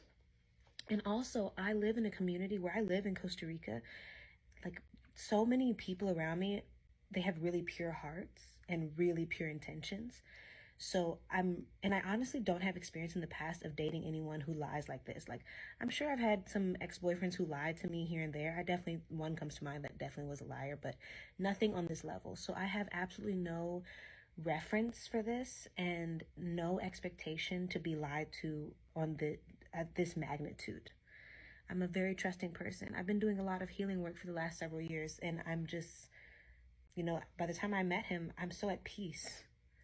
My nervous system is all regulated and whatnot. Like, I have no reason to believe anyone would ever do anything to harm me, because I'm like, why would anyone try to harm me? I'm not trying to harm anybody else. So as much as, yes, this is my fault that I believed these lies, I also was in a very trusting place in my life. So I learned a huge lesson. And honestly, this lesson has tried to come to me a few other times, that I can be so trusting and so naive that, people will take advantage of that. So that's something that I have to learn from and grow from. And that's definitely a big part of why I ended up having to go through this in such a harsh way, because when those red flags came up, I ignored them, or I tried to turn them green and say, oh, well, but this, and maybe that's just me, maybe it's not him. That's another thing with the spiritual community, like spiritual bypassing. Like, I can't ever present anything and hold another person accountable in the spiritual community, well, in certain communities, because they're just going to say, oh, that's just a reflection of you, that's just what you have going on. And that's how he was as well. So it's like, I always was feeling like, if I'm feeling something, it's for me to work through, and it has nothing to do with this other person, which is just not accurate. Sometimes it is the other person who needs to be held accountable. But anyways, something else I wanted to share. Again, I'm just telling y'all things that he told me and things that I experienced that had me feeling like I was safe when I ultimately was not safe. Before we went to our trip to the coast, which I'm about to get to, he and I talked a lot about marriage, and I did tell him, I'm like, if you're really serious about us being together, you should meet my family, like, not, obviously not in person, you're all the way in Kenya, but maybe we can do a call with them or something, because I'm basically just like, if you're really about this life, you need to talk to my mama and my daddy or something. Like, I'm Delulu, but I'm also like a bit grounded. I'm like, okay, if you're serious about us being together, like, I need to like tell my family that I'm with you, basically. And he had already spoken to my mom, because there was a time when I was there in the village, and all the kids, like, they loved to hang out with me and come, and like, I would play my guitar outside and they would see me. So I started to like let them play with me and practice guitar with me. So there was a time where I was with the kids, like playing music and stuff. I really loved them so much, and I hope that they're all doing well. But I wasn't on my phone for a while, maybe like an hour. And my mom don't play about me, y'all. My mom don't play about me. So even when I told her I was going to Kenya and everything I was going to be doing there, she was real nervous. And I gave her this man's number and location so that she would feel some peace of mind. So when I didn't answer the phone, she called me a few times. She called him. And they ended up having this whole long conversation. I wasn't even aware he was on the phone with my mom, because I'm over here with the kids. But after I left from them, he was like, I just talked to your mom. And I was like, oh my gosh. So then later I called my mom back. And she was like, oh yeah, I was so worried about you, so I just had to call him because you weren't answering your phone. And at this point, I had told my mom that I really liked him. I told my mom, like, I might marry this man. Like, I'm locked in. I was telling everybody about him. I was texting my best friends, and I was like, I might have met my husband. I might have to relocate to this other country. Like, I was so falling in love with this person, and I was like, I had so much faith in it as well. So that's another reason why the red flags don't seem as red, because when you've already locked in and you've kind of chosen a person, you just want it to work, and you know that nothing's going to be perfect. So even when those like bad things come up, you want to kind of be accepting of them, or at least me. I'll say I want to accept them because I want to make it work with this person who I feel like is my person. I'm so dumb. But anyways, my mom too. I mean, my mom is also an intuitive person, and she spoke to him for like maybe 30 or 45 minutes. And then when she talked to me about it, she's like, I like him for you. I like him for you. He's a really nice guy. Like, she had nothing but positive things to say about him. The same way I had nothing but positive things to say about him. She was like, honestly, out of all the guys you've kind of brought around, he seems like the right fit for you. So we did that. We also had a call with my older brother, who I'm really close to, and he just kind of like let him know, like, yeah, like, I love your sister and I care about her, and I just wanted to introduce myself because I'm going to be in her life or whatever, and hopefully we can meet someday, and we may even, this relationship may lead to marriage, so would love for you to come to Kenya for the wedding and all these things. This is the kind of stuff he's saying. Again, no one's forcing this, man. No one's forcing this. If he didn't want me, he could have just said that. Anyways, we get to the coast, and like I said, he's a part of this like spiritual group, and he has what's called a spiritual mother, who's this elder woman who is just wise, and she works with herbs. And in this group, they go for prayer at this sacred tree and cave that are pretty close to each other. So you like ride a motorcycle deep into the bush, and then you hike to this tree in this cave, and people go there and they like burn incense, and they bring offerings like fruit and rice and milk and all these different things, and they pray to the tree, and then they pray to the cave. Some people will do a cleanse. So we went there a few different times when we were in the coast, because he also like works with this woman, so he takes people and shows them how to do the prayers and stuff. And you, like, when you get there, you take off your shoes and you walk barefoot through the bush to get to the tree. Now, mind you, this is my type of vibe. Ain't nothing about like more ancient African spirituality that scares me, because I'm already this person who my spirituality is very much intertwined with nature. So walking barefoot, praying with a tree, being in a cave where people go to pray, it resonates with me. I'm not scared of none of this. I'm not feeling no bad vibes from this. His spiritual mother also, I didn't feel any bad vibes from her at all. No one speaks English. So I'm relying on him to translate in this situation. So that could be preventing me from getting the full picture. But overall, I was in a place in my life where I was very open, and I wanted to learn about this, these traditions. I wanted to learn about how these people live and how they practice their spirituality. So I wasn't scared, and I was definitely open-hearted and open-minded walking into those spaces. But his spiritual mother is someone he really respects and loves. So we went a few times, and then he kind of talked to her, or at least he told me, because again, they're not speaking English, so who knows what he's saying.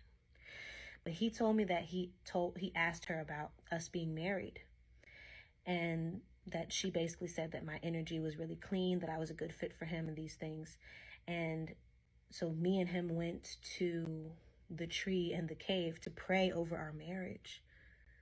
So y'all, again, like, I know I'm doing the most. I'm sleeping with this man that I've not known for that long, but he's presenting himself as like being extremely serious about being with me. So I'm not afraid. I'm feeling like this man really loves me. This man really cares about me. He's like bringing me into the space that we're with, full of women who he respects. And he's presenting me like, I want this woman to be my wife.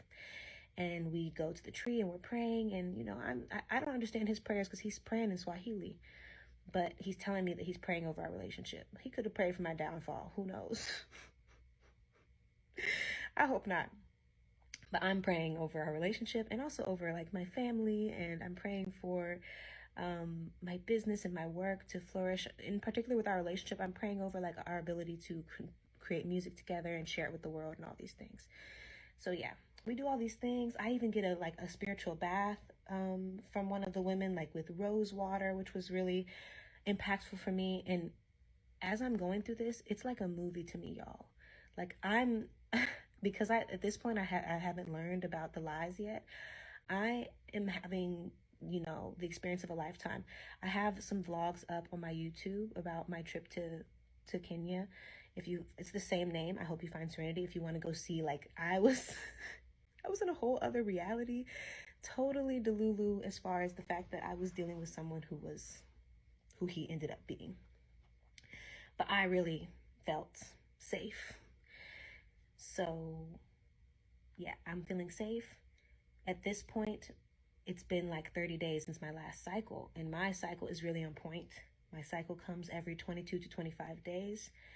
And so when it didn't come, I already knew I'm pregnant. I started to get some pain in the nips, and I just knew. I was like, yep, I done messed around and conceived a child. So I let him know. And again, anytime I brought that up, he had nothing bad to say about it, nothing negative to say, nothing that made me think that he was afraid of it or in any way wanted to prevent it at all. So at this point, I am officially aware. And then we go and we do get a pregnancy test, and I confirm that I am pregnant. All right, part 10. I got pregnant by a pathological liar. So I've gotten y'all caught up to the point of me finding out that I am pregnant. So again, I've already revealed to y'all some of the lies along the way, so you don't have to wait till the end of the story. But just know at this point, I still don't know about any of the lies. I'm still believing the things that this man said, which in retrospect, I'm like, damn, what made you believe that? But again, I had already locked in. I was starting to feel suspicious about some things, but I wasn't sure. One of the things I started to be aware of, like I told y'all in one of the past videos, was there's this woman who came for ceremony while I was there, who he slept with while I was there, but I didn't know at the time. Not only did I have a dream about them, and I asked him about it, and he again denied that there was anything going on between them, but I noticed one day we were in the car together, or maybe it was when we were in the shuttle, at some point where we were like shoulder to shoulder, and his phone would be continuously blinking. One thing about him too to note is he was constantly on his phone. Like, he had so many people messaging him at all times. He was constantly doing calls. One of the things he does besides ceremony is like he does like these therapy calls where he helps people through things they're going through in their life. Again, so I'm looking at him like, this man is a healer. He cares about people. He wants to help people heal. And I mean, a lot of times he's speaking to people in English. I'm hearing what he says, and like, again, nothing was like sticking out too crazy to me, because I'm thinking like, oh yeah, like he's giving them very nice spiritual advice or whatever. But now I know that he don't take his own advice. But anyways, I was shoulder to shoulder with him, and I noticed that his phone was constantly ringing, and it was this girl's name, the girl who came, who he slept with. I didn't know he slept with her, but the girl who came, I saw her name, and I saw that she had 2 hearts next to her name, a blue and a purple heart. So now I'm really like, interesting. That's interesting. So now I'm really suspicious about this particular girl. I'm not suspicious about anything else really, but this particular girl, I'm like feeling like there's something more to it. And I just noticed that after that, moving forward on our trip, and even once we were in the coast, I noticed any time that I looked over while he was texting, I always saw her name, always. And I did ask him about this, and he basically told me like, oh, she just really needs my help right now. Like, I'm like a mentor to her. And again, he's basically presenting it as like, I do love her so much as a friend, and that's why she has the hearts, but it's not romantic. So I'm feeling like he's lying at this point. Now I'm like, I feel like he's lying to me about this girl. So we have one day, we're on the coast. Again, we were staying between 2 places. He had a friend who had a house on the beach, and a friend who had a house like a few minutes away from there, walking distance. So we stayed at the house on the beach because he had been recording really late. And we consumed mushrooms this day. And he kind of like, we did them together, and I thought we were going to spend some time together, but then he like got pulled away, and he had to go and be in the studio. So I was mostly alone during this time, and I was walking around. It was nighttime. I was walking like on the beach right there in front of the house, and I was connecting with the trees. And I swear to y'all, the trees were telling me, he's lying to you. He's not being honest with you. He's lying. So I just kept getting, and it was specifically about this girl, and I kept hearing her name, and I kept hearing that there's more to that than what he is telling you. There's more going on, and he's not being honest. So I'm all in turmoil because I'm like, I'm tripping, and I'm also like, I'm knowing at this point he's definitely lying to me. So later, I think maybe the next day, but I went up to him and I was directly like, yo, Spirit is telling me that you're not being honest with me. I need you to tell me the things that you're hiding, because I know you're hiding something. Again, he's just like, everything will be revealed as it needs to be revealed. Like, I have nothing that I need to share with you in this moment. So I'm really just super skeptical. I'm knowing at this point, I know he's lying. I'm really feeling this gut feeling, and I'm like worried about it. But again, like in between these moments of me having these bad feelings, like he's being super sweet to me, super kind, super loving. And so it comes to a point where his friend who has the beach house, he's from Europe. He has some other friends come into town, and they're interested in doing the iboga ceremony with my baby daddy. And he invites me to be his assistant. This is something we had talked about when I first got there. Like, we want to work together. And again, in this case, when people take this medicine, everybody has different reactions. Some people cry, some people need support, some people are just quiet, and you just have to check on them and make sure they have what they need. Some people throw up, you have to bring them a bucket, you might have to clean up their vomit, things like that.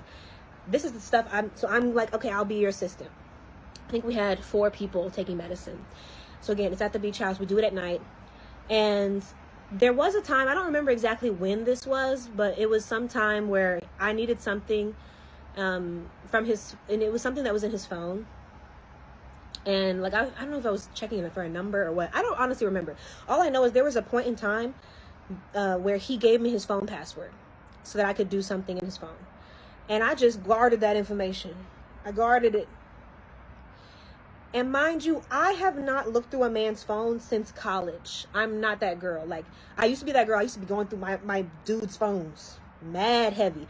But in my first year of college, or maybe my second year, I was dating this guy, and I went through his phone, and he was really uncomfortable with it, and he really talked to me about it, about trust and communication, and if you're on to the level of you need to go through somebody's phone, you need to have a conversation with them rather than going through their phone, because that's their private property or whatever. So I actually really took that to heart, and I was like, you know what, you're right. I'm not going to be that girl. If I get to the point where I need to go through your phone, we need to have a conversation. So all these years, I have not been going through phones. I promise you that. But at this point, I'm like, I know something's going on. And I had guarded his phone code in my mind. So when we were setting up for ceremony, he left some of his instruments at the other house. So he left to go to the other instruments. Everyone was set up around the fire to receive their medicine and all this stuff. I'm going into the house and he left his phone because his phone was playing a playlist. And I'm going into the house, and I actually need to unlock his phone to switch the music, because one of the people was not feeling the music, and I was like, okay, let me go change the song on the playlist. So I go in there, I change the song on the playlist, so I open his phone, and I'm like, I'm in his phone. So now I go to WhatsApp, and I noticed that he has a code on WhatsApp. His WhatsApp also has a code, but it's the same code as his phone, so I'm able to get in. But I'm like, I've never even seen this. I didn't even know WhatsApp did this. So I go in there, and I start looking at the text messages between him and this girl, who I had met and befriended and gave a full body massage to, and was like, this is my friend now. I went through the messages. I didn't go all the way. There's another point in the story where later I go through his phone again, and I'm able to go further back. But at this point, I start going through the messages, and I'm like, oh my God, they're fully in a relationship. They might not be calling each other boyfriend and girlfriend, but there's a lot of I love yous. And they both speak both Swahili and English, so some of the messages are in Swahili and I can't read them. There were a few that I know a couple of words, and a few times I had my phone and I would translate a few words, but that was going to take too long. So I was mostly reading the stuff that was in English, and I wasn't listening to any audios because I'm connected to the speaker and there's music playing. So I'm just going through, and I'm seeing that he is talking about how he wishes he had more time with her. He wishes they could run away together, and how much he loves her, and he wants to spend more time together. And also he's talking about me, and he's saying that he's not with me, and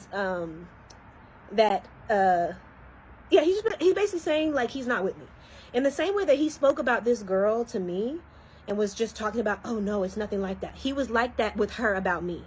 And at this point, y'all, we done gone to the sacred tree. He done spoke to my mother and my brother about marrying me and stuff. So I'm so confused, because also he knew this girl long before I came around. This is a lovely young woman. He could have just been with her. I was happy being just his friend. He did not need to escalate things with me. All he had to do was let me know he had this going on. It was not going to be an issue. But he's a liar, so he lied. And I'm just going through all these messages, and I'm just finding out. And this is where I found out that they had slept together. And is where I found out that not only did they sleep together, he planted his seed in her too. And the next day was sleeping with me. Now I'm really crashing out. And the thing is, I trusted him so much because he had, again, we've been talking for months. He's telling me that he don't be sleeping with women. He don't be doing none of that and all that stuff. So I'm really just, again, me being way too trusting, which is my biggest problem and is why I had to learn this lesson the hard way. I'm blessed because despite all of this, I didn't get an STI or anything from this man. Like, I'm pregnant. I've been tested since pregnancy to make sure my baby's good. Everything's fine. But still, even the fact that he has the audacity to be sleeping with multiple women like that, unprotected, and then have the nerve to lie about it so no one can even protect themselves. Like, constantly telling me I'm the only person he wants to be with. You don't got to tell me that. You don't got to gas me up. Just tell me what's what. So this is when I find all this stuff out, and I'm like, wow, it was heavy. But also, we had some people about to take medicine, so I put the phone down. I was like, okay, now I know. This is why I've been getting these feelings of him hiding something. This is what he's hiding. Mind you, I still don't know all the other stuff he's hiding. A lot of the other stuff he's hiding related to like the other mothers of his children. I don't even find that stuff out until months from now. But at this point, I know this is the main thing that I know is that he was with this woman. Actually, you know what? I didn't see yet that he had finished inside of her, nor did I see that they had sex. I found that out the second time I looked through his phone. My mistake. But during this one, I just found out that they had been like basically in a relationship, that they were really in love and that they had a romantic situation happening. And the reason I'm recognizing this is I'm thinking about the conversation we had. So we go through the night, we serve the medicine to the people. I'm like, he's playing music, he's doing things, so me and him don't have to talk too much during that time. I'm just taking care of the people, you know. I also do massage, so like one of the guys, he was having a really hard time with the medicine, so I'm like massaging him and stuff, and I'm just holding the space. I play some music and sing, he plays some music and he sings.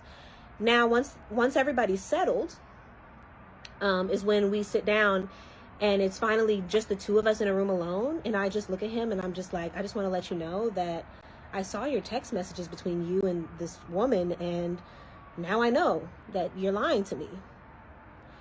And again, so like I said, I forgot that I found out the second time I saw more of the text messages the second time. This is the first time I've gone through his phone. So I actually didn't know that he had slept with her. I just knew that they were intertwined. So at this point, when I'm sitting with him and I'm like, so you have like a whole relationship with this girl. Like, why would you tell me that y'all are just friends when it's more than that? And you, like I said, you've known her for all this time, like for a few years before even knowing me. So why are you hiding this relationship from me? And why are you talking about marrying me when you still have this relationship going on that you're being dishonest about? And I was like, what really happened when she came for ceremony? So this is how I know. I'm like, I didn't know yet from the text messages. I didn't see those text messages. I was just like, what really happened during the ceremony? And he's all quiet, and you can tell he's like, dang, it done came out. It done came out. And I'm like, did y'all kiss or something? And then he's just like, quiet. And that's when it hit me. I'm like, did you have sex with her when she came for ceremony? And he just really quietly was like, yeah, I did. I was devastated, y'all. I was devastated. Because at this point, I still actually was holding on to just a little bit of hope. I'm like, I don't know what hope I'm holding on to. I'm just like, maybe we can still be friends despite all of this. So now he's now revealed that. And I'm just like, I cannot believe you. I cannot believe you. And like, then he like hugs me and he's crying and he's like, please forgive me or whatever. And I'm just like, yeah, no, absolutely not. So yeah, a lot more happened, but this story is so long. I realize I cannot give y'all every single detail of every single thing that happened. But at this point, I know that he's lied to me about this. and I know that he slept with this other girl. I walked away from him. Once I knew everyone was settled, I walked to the beach alone. I remember like the moon was out and I'm like by the ocean, and I just sobbed. I just cried so hard, and I called one of my friends and was just crying. It was like, I just found this out, and I thought I was gonna marry this man, and I was a wreck, pretty much. I was an absolute emotional wreck. Okay, part 11. I got pregnant by a pathological liar. Retelling the story it's a little exhausting because I realized just how many details there are, and I'm also just looking at myself like, dang, you fucked up real bad. Like the worst fuck up of my life. And there were signs. I could have stopped this from happening to me. I could have saved myself, but I didn't. But you know, there's a higher purpose in everything, and whatever. Now you get to enjoy my trauma for your entertainment purposes. Anyways, so where we left off, this is when I actually found out that he had slept with this girl while I was literally right next door sleeping. And remember, I told you I had this dream about them, and I had this feeling that night, and again, I presented these feelings to him, and he just let me continue to live in this world of delusion and lies, and gaslit me into thinking that it was just my insecurities, but it was actually the truth. So yeah, I was upset. I was crying on the beach. And it's important to note that also I was connected with this girl. We had met, and like I felt like we were becoming friends. We gave each other we shared numbers, so I'm connected to her too. So then I text her, and I told her that I read their messages, and that there was, and I actually apologized. I was like, I'm actually really sorry because I had no idea that you and him had this type of relationship happening.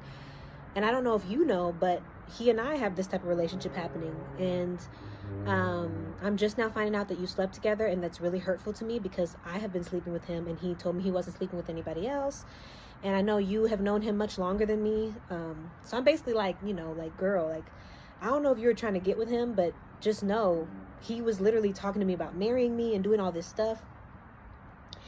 And the way she responded, it seemed like she had become aware that he and I were kind of doing something romantic, but she was like, I think more open, and I can't speak for her, but this is just what I perceived. Like, she was a bit more open with the fact that he was talking to another woman.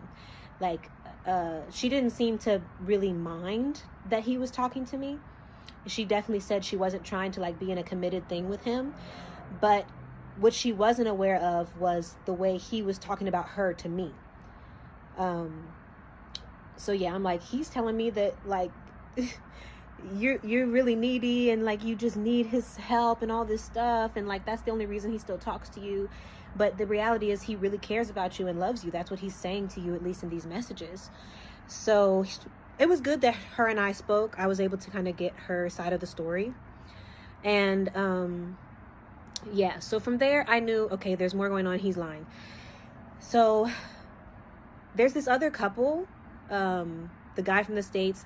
I'm saying couple, they're not like officially a couple, but I'm coupling them because they like are best friends, plus they've been romantic, and it's too much to also tell their story here. But there's this couple, right? The guy from the States, the woman is from Turkey. These are friends of my baby dad's who had stayed with him in the village before I got there, but they had been gone by the time I got to the village, and they were living nearby on the coast. So he had introduced me to them. We had spent some time with them. They had come with us for some of the things we did at like the sacred tree and the sacred cave and stuff. Really lovely people, really kind. I'm still friends with them to this day. So because I knew that they were close by, I contacted them about staying with them because I didn't want to stay with him no more. So then I got like a taxi. I got not all of my stuff, but I got most of my stuff. And I went and I stayed with them for a few days. And it was a nice refresher to get some space. I was over there crying and going through stuff, and I was realizing I was pregnant, like I'm just connecting with them. And luckily they had really peaceful energy, so it was good to be around them during this time. And I talked to my baby dad on the phone. I like the first day I didn't speak to him at all, but then the next day, like we spoke, we talked on the phone, I'm doing all sorts of crying and just telling him like, why you had to do me like this? Like, we could have just been friends. I wasn't pressed. If you want to be with this girl, she's lovely. Like, just be with her. Like, why you doing the most? why are you talking about marriage and stuff if that's not what you really want? Like, we don't have to do all that. So yeah, I was going through a lot. And being this forgiving person that I am, I'm like, everybody deserves at least one more chance. We talked a lot, and he just basically kept reiterating that he did not want to be with her. He even said that it was her who really wanted to have sex, and he felt like she needed it because she was going through stuff. Oh God, like, even hearing myself say it back, I'm like, Deja, you're a freaking idiot. I'm dumb. I'm not smart. I'm not as far along in my journey as I thought I was. Anyways, he had all these reasons, saying basically like he should have stopped dealing with her a long time ago. It's just they had history, and then she was in a vulnerable place, and he felt like he needed to like satisfy her in that way, whatever. He just said a bunch of nonsense. None of it was true, y'all. None of it's true. It's not true. It's not true, because I later talked to her again about it, and it's like, it's not true. The things he says about other women don't be true.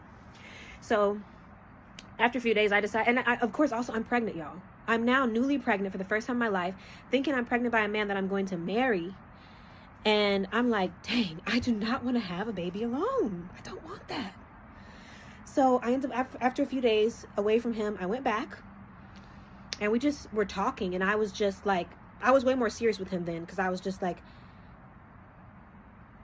you got me fucked up. I need impeccable honesty. Like, we're doing all this talking and all this stuff and all this deep love connection and blah, blah, blah. No, I need you to be impeccably honest with me. I need you to tell me right now, what else is there? Because you were clearly hiding something from me. He swears there ain't nothing else. He swears there ain't no more lies.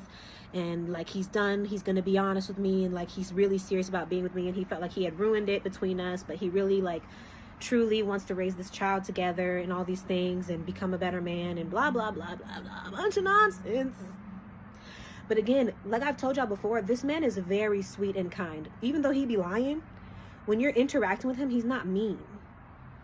So especially me being like a very compassionate Pisces, I have a lot of Pisces placements as well. And then I have a Leo moon, so I really value loyalty and commitment.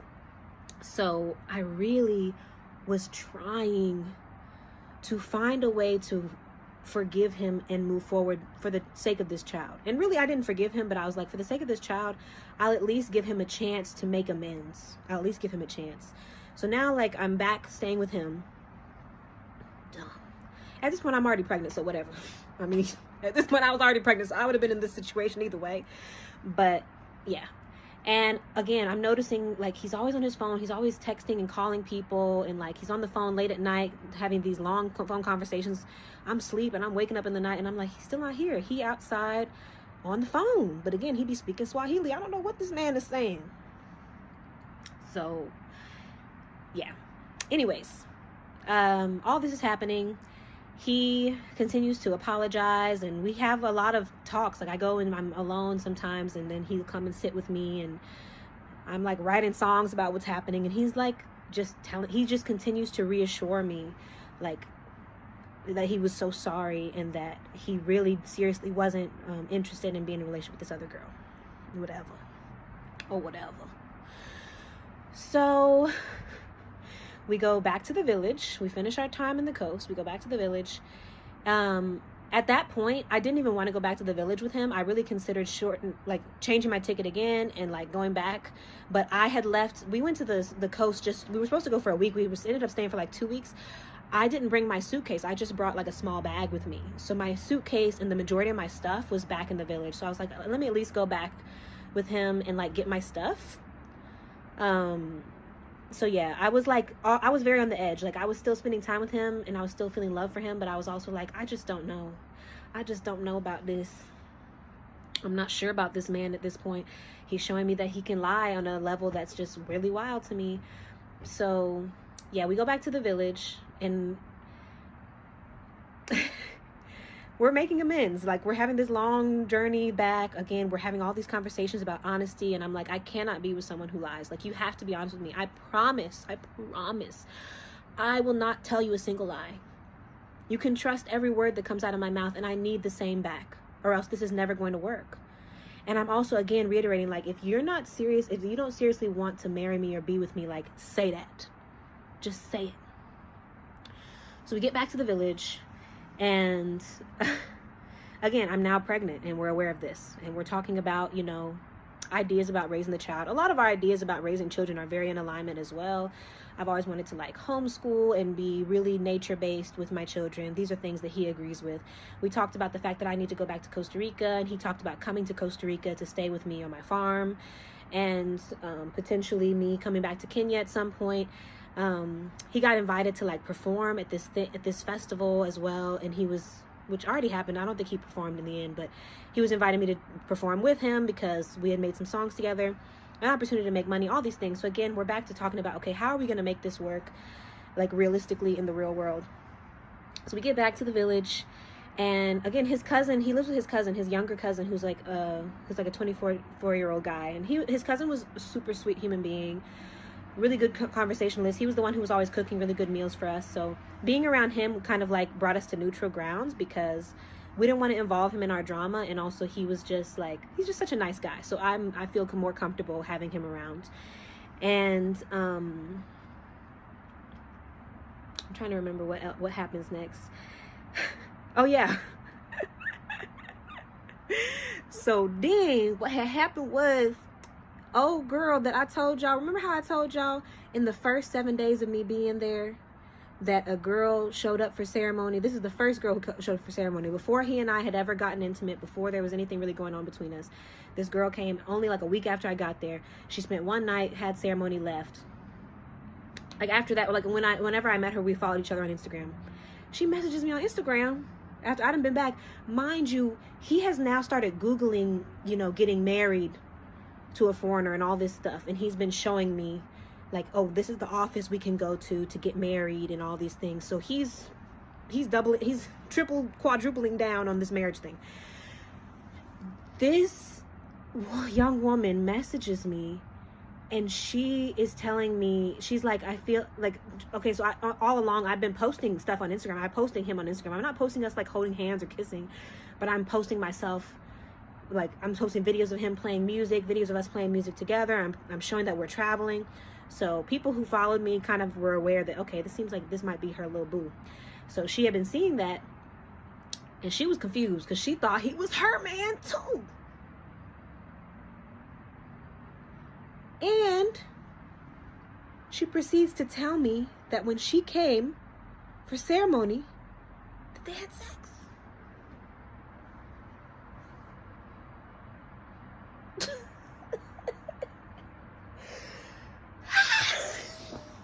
Y'all, this man is scary. This man terrifies me. This is all in March. So in March, well, I mean, the story has gone on into April now, but in the month of March, I arrive. He sleeps with this one girl. He sleeps with me. He sleeps with another girl, and now he's back to sleeping with me. And for both of these other women, he's sleeping with them during a ceremony, which is completely inappropriate. Completely inappropriate. Because they're in a vulnerable, altered state on medicine.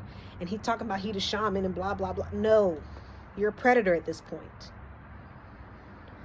So, again, he's denying. I'm bringing this up to him, and I'm like, I'm freaking out now. I'm really freaking out. But he's denying. He's saying, we have slept together in the past, but we did not on that day. Like, we really did not. Like, I promised you that I wasn't going to lie to you anymore. And, like, please, you have to believe me. So I'm all types of upset at this point. I'm all types of upset. I'm already pregnant. I guess I'm engaged.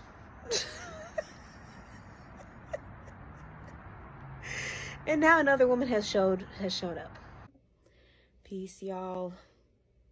Welcome back for part 12. I got pregnant by a pathological liar.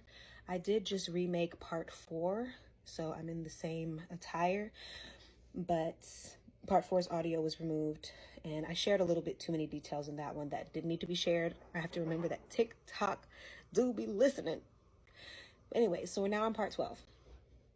So I've now shared with y'all that he has been with these other women along with me all in the month of March. And I know that I should have taken my time before sleeping with this man.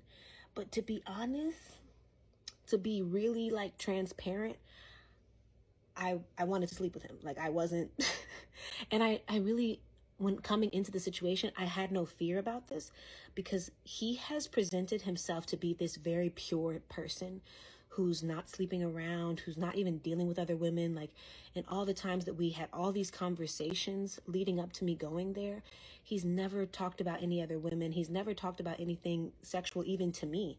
He never came off, and he wasn't aggressive with me. He wasn't like pushy or super sexual with me when I met him either. So I genuinely didn't think he was that type of guy. And I never expected that. I'm still wrong. I'm just saying that this is the circumstances. These are the circumstances. At this point, y'all know about a lot of the lies and the nonsense. But in this moment, when I'm starting to get with him, I don't know none of this. I think I've met this beautiful, pure soul, spiritual healer, shaman. I think I've met my divine partner. I'm calling my mom. I'm calling my best friends. I'm texting people like, I've met my husband. He's so amazing. I have nothing but good things to say about this man. Truly. I'm so enamored with him when I meet him. So yeah, anyways, towards the end of my time, this is the end of April. I left the first week of May. This other girl comes up and she's sending me these messages about how she'd just been with him and how she was so confused about us being together. Again, he's coming to me saying like, no, like we slept together before you got here, and she just has, and they've known each other for years, like since they were young. So he's just like, oh no, it's just, she's always liked me. And, you know, we used to think about being together, and I think she's just really jealous and she just doesn't want you to be with me. So she's just telling you these lies or whatever. Like, and at this point, it's already been revealed that he's lied to me. And we've had a serious conversation about it. So again, I'm meeting him with this, like, I need impeccable honesty. I need you to tell me the truth. Because you're talking about, like, I'm pregnant with your child. You're talking about marrying me. You're talking about us having a life together. And yet, these other women keep popping up. At this point, there's 2 women who popped up. How many more are going to pop up? But again, he continuously just apologizes, and he continuously tells me that, like, tries to reassure me that he only wants to be with me. And we had this deep conversation where I was just like, you don't, and multiple times throughout this experience, I told him, I'm like, you know that you're free, right? You do not have to commit to me if that's not what you want or if that's not what you're ready for. I only want you to say that you want to marry me and want to be with me and all these things if that's true, if that's really what's in your heart. Because I can let you go and be free. I really can. As much as I love you and I want this to work, let's not force it. So please be honest with me. And when this girl had started messaging me, I told him, I'm like, please do not lie to me again. Please. I'm looking him in the eye, and I'm like, please do not lie to me again. Like, just tell me at this point. And also remember that this girl had come a week into my trip. So me and him hadn't kissed yet. We hadn't gotten intimate. We hadn't started talking about being in a relationship yet. So technically, he could have been with whoever he wanted at this time. We weren't together. So I'm just like, if you was with her, just tell me. Like, just tell me. And again, he's just like, no, absolutely not. Like, she's just trying to start drama between us because of how she feels, blah, blah, blah, blah, blah, blah, blah, blah, blah, blah. And so it's important to note that when we had this conversation, like, so we had gone back to the village, and now we also were doing another ceremony together with these 2 couples who were friends of his. One couple who was in Kenya, another couple who traveled from Uganda for the ceremony. And when everything happened while we were in the coast, I was thinking about just leaving early, and I was just like so done with him. And he's like, oh, I really want you to do the ceremony with me. And I really wanted to do it too. Again, a lot of people are confused about ceremony. Ceremony, it's just like, this is Iboga, but it's just like an ayahuasca ceremony. Like, you sit in a circle, or in this case, you usually lay down because this medicine is really strong and you just want to lay down and just feel it. People have visions, have deep realizations, and then there's music being played, and sometimes people throw up. You just take care of them. It's a pretty chill environment, mostly. It all depends on how people experience the medicine. So I'm there as an assistant. He mostly does music. I do a little bit of music as well, but I'm also just taking care of everyone. You know, if somebody's throwing up or something, I'll like rub their back and bring them whatever they need, bring water, help somebody walk if they need to go to the bathroom, these types of things. So we had gone to this really nice house, also not far from his village, with these two couples to give them this medicine. At this point, we're both aware that I'm pregnant. We're not in a perfect place, but we're talking about trying to make it work. And this is when this girl texts me and all these things. So it's a really, like, when you're in ceremonial space, like, there's all these deep realizations and there's a lot of deep reflection. And mind you, he's taking the medicine every time as well. And I took this medicine too. This medicine makes you want to be your best self. It brings so much clarity, and it's like, oh, I get it now. Like, I get why I need to have compassion. I get why I need to walk in integrity. I get why I need to cultivate and nourish my gifts that I give to the world. So I'm so shocked that someone like him, who takes it so often, is so disconnected and is such a liar and doesn't live with any integrity at all. And I've told him, I'm like, you need to stop taking that, because that's not working for you. You need to stop. You need to stop. Because if you've been taking this medicine this many times and you can take this medicine and then lie in my face, there's something deadly wrong with you.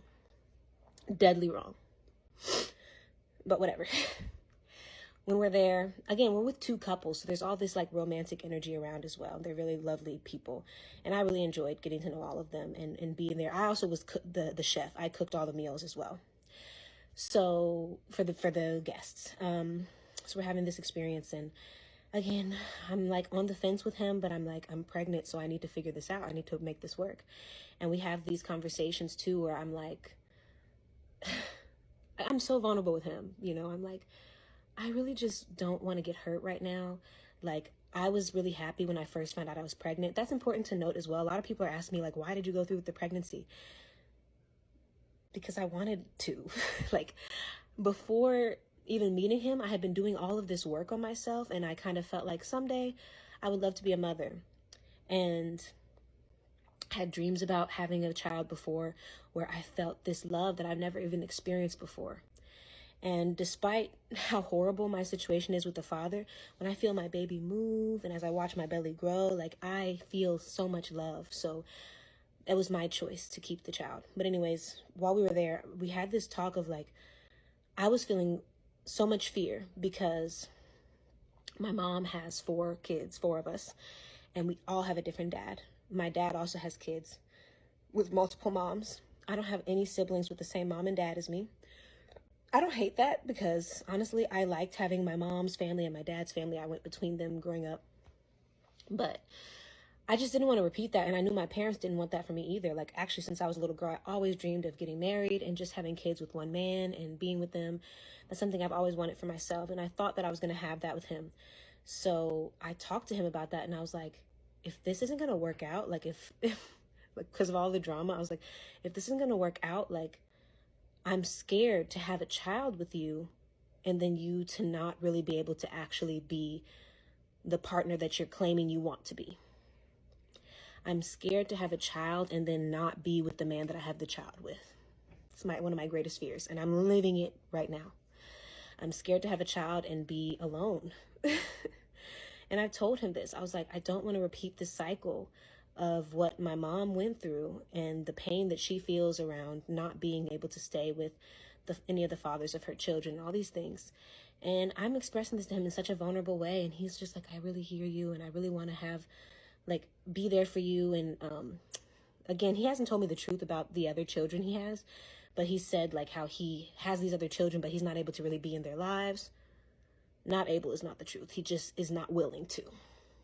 But at the time, he expressed it, I'm not able to be in these other children's life, and I would like the chance to be a father, and I would like to do it with you, because I think we're like a really good match, and you're the type of woman that I can, you know, be married to and raise a child with.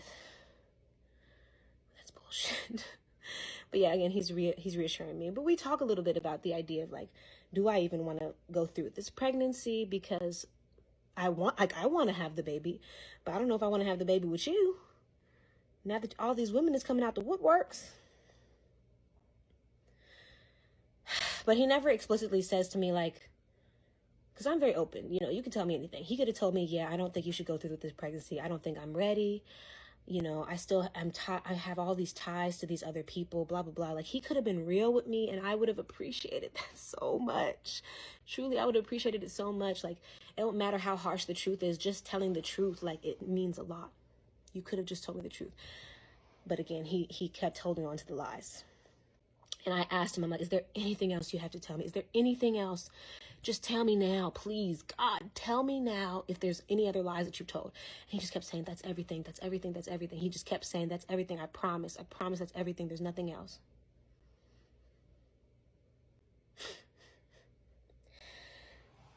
So I'm like, okay, I'm gonna go through the pregnancy. We're gonna try again. Like, he's Googling like where we can get married at, and we're talking about it. And now it comes time to,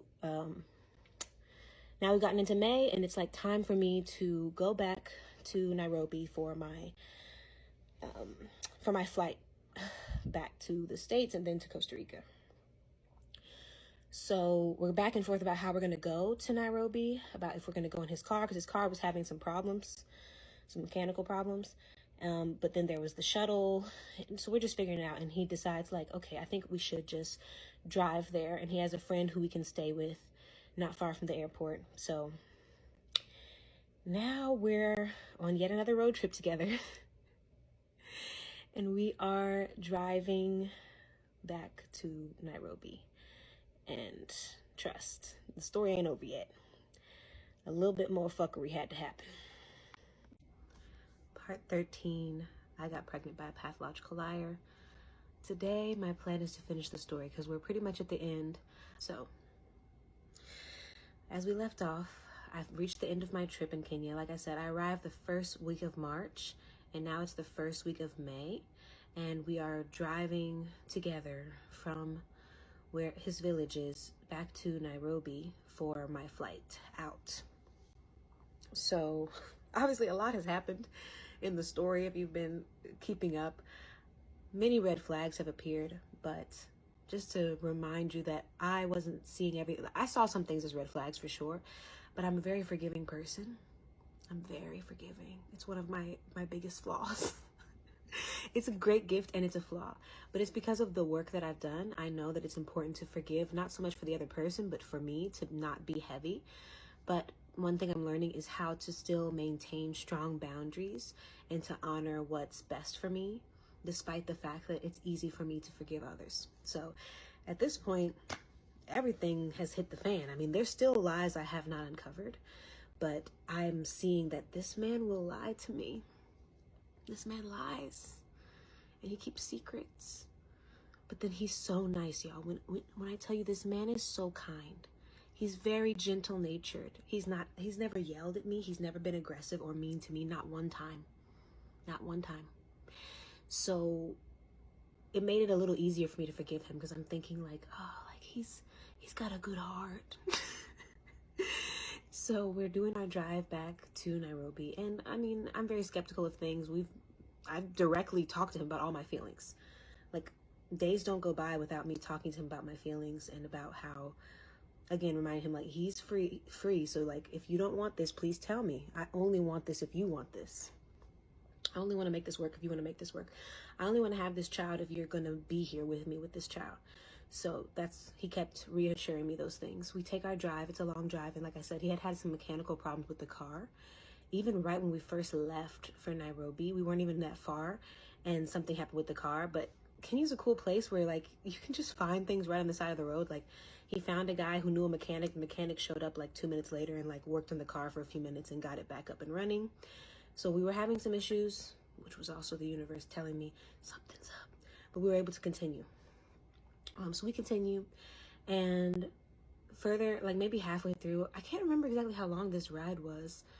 It was a long car ride, maybe like it ended up being way longer, but I think from where he lived to Nairobi was maybe 6 or 8 hours, something like that.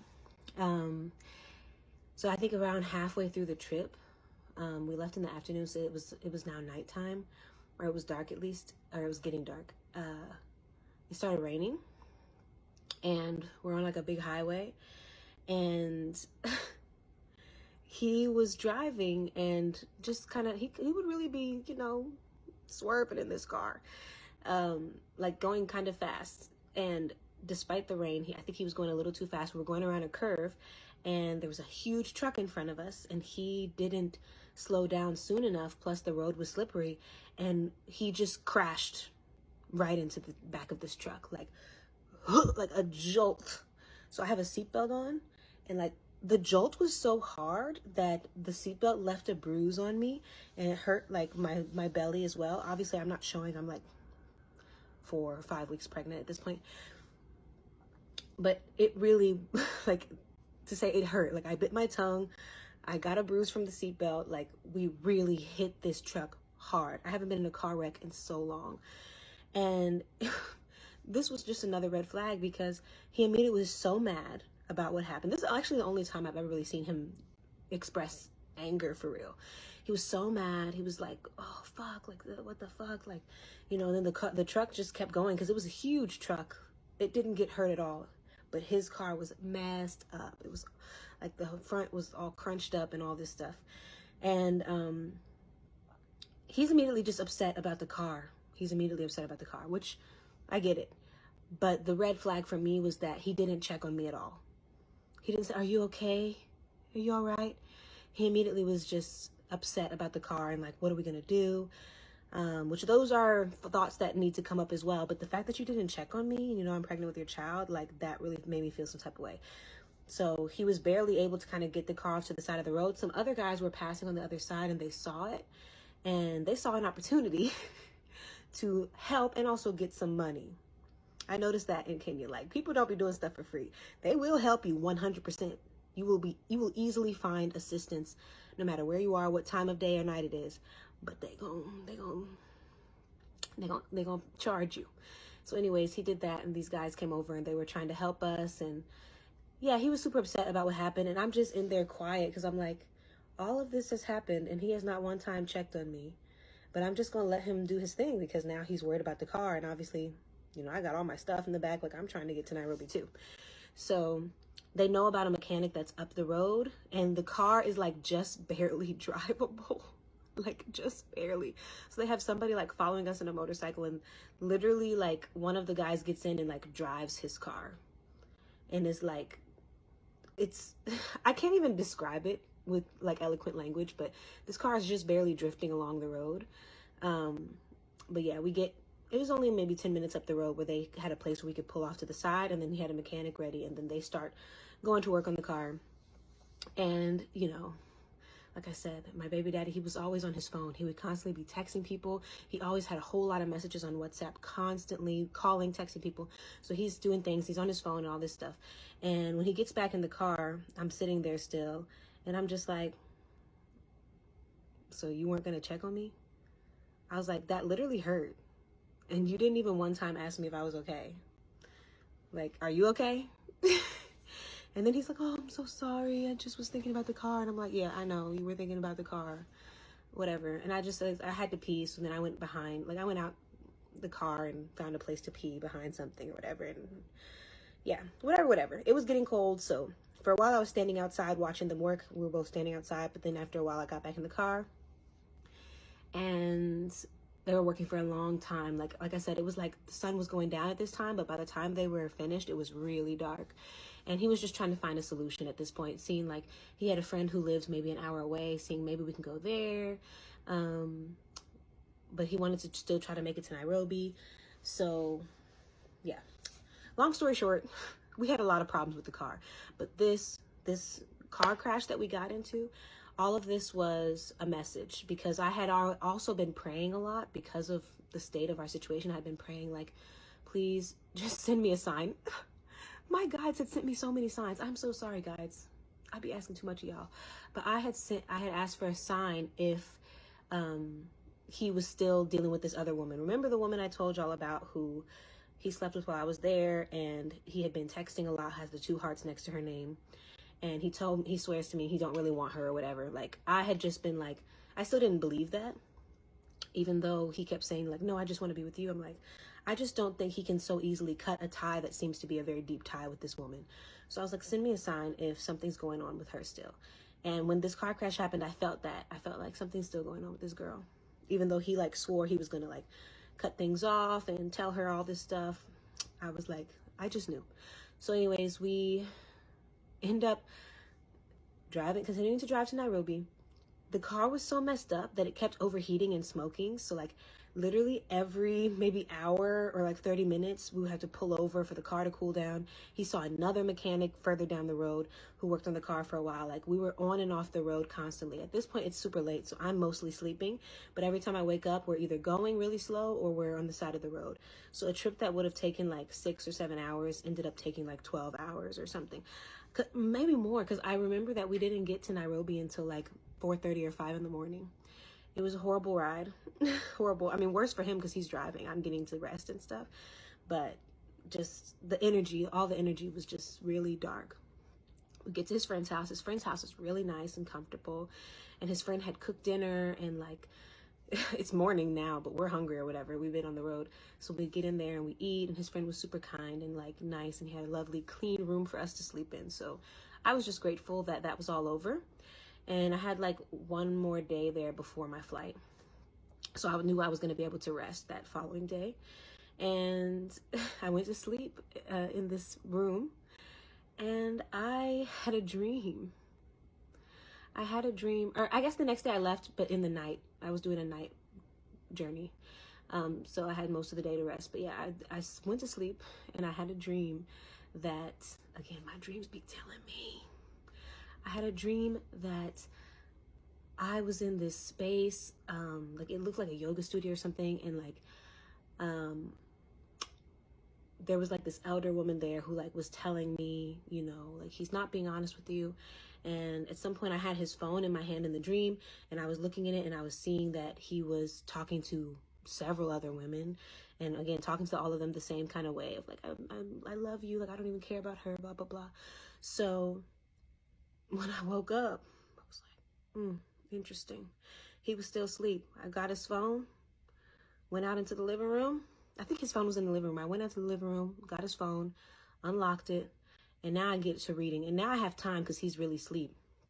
So this was the time when I went through the messages with this girl, and I went much further back. The first time I went through his phone, I didn't go through it for very long.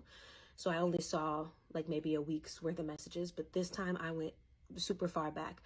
I have my phone. I'm translating some of the Swahili so I can see what's going on. And this is when I'm finding out about like him planting his seed in this woman.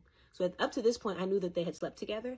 And I actually asked him, I was like, well, did you like do that with her too? Like, did you plant your seed in her? And he said, absolutely not. I would never do that.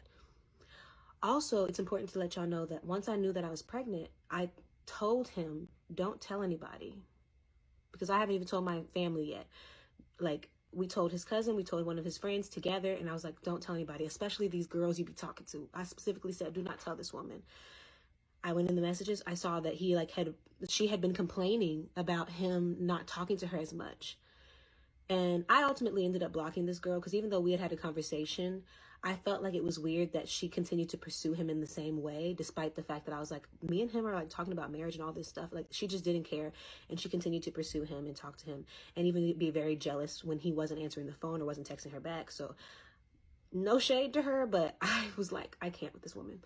So I went and I blocked her like after all of this, but I saw all these messages about, that he did. And also he told her that I was pregnant. She was being jealous about him not texting back. And he's like, it's really complicated right now because Deja's pregnant.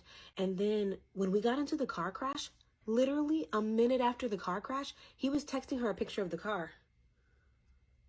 A minute after it happened. Like, that's what he's out there on his phone doing. And I'm seeing him talk about how, it doesn't even matter. He has not changed anything about the way he's talking to this woman. Nothing has changed. Nothing has changed. He's still very much involved with her, and she's very much involved with him. So I see all this, and I'm like, now I'm really done. Because the other thing was, since we were in Nairobi, he was talking about like, let's go to this office for the marriage before you go back to Costa Rica, so that we can like do that, and then you can come back to Kenya and give birth to the baby here. Like, this is what we had been discussing. We're like, okay, go back to Costa Rica, handle your business, do your things, and then you can come back here for the birth. And I was willing to do all that because I was trying to make it easier on him to be a part of this child's life. So that had been our plan thus far, for us to get married and for me to come back to Kenya later in the pregnancy so I could give birth there. So I'm seeing all these messages, y'all. I'm messed up, but this time I'm mad. I'm not even like crying. I'm just like, wow, he's got me so fucked up. And I, from his phone, sent like a 10-minute audio to this girl. And I was just like, girl, I'm hurt. I'm hurt by everything about this situation. The things he's telling you, a lot of the things he's telling you are just not true. And also, like, he's really downplaying the situation he and I have. We were like legitimately gonna go get married. And I'm just very much confused as to, and he also said he was going to stop talking to you. And I'm also seeing that they have phone calls late at night. They'd be having phone calls at like 2, 3 in the morning when I'm asleep. And I'm like, I'm just telling her the truth about everything that I've gone through with him. And and the worst part, actually, I forgot about this. The worst part was he told her that I was pregnant, but he told her not to like worry about that because I had decided to get an abortion.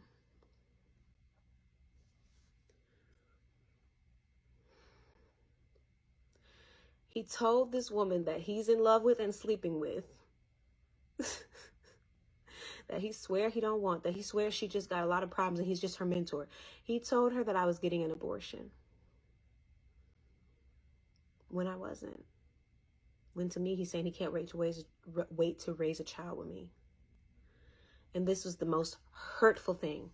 Out of all of the lies and all of the fallacies that he told other people about me and about us, this was the most hurtful thing. It was the worst thing I've ever experienced. I never had nobody treat me like this, y'all. Never. Never. So I went back into the room. He was still asleep. I left his phone there and I let him sleep because I'm like, go ahead and get your rest, because I needed to be alone anyway.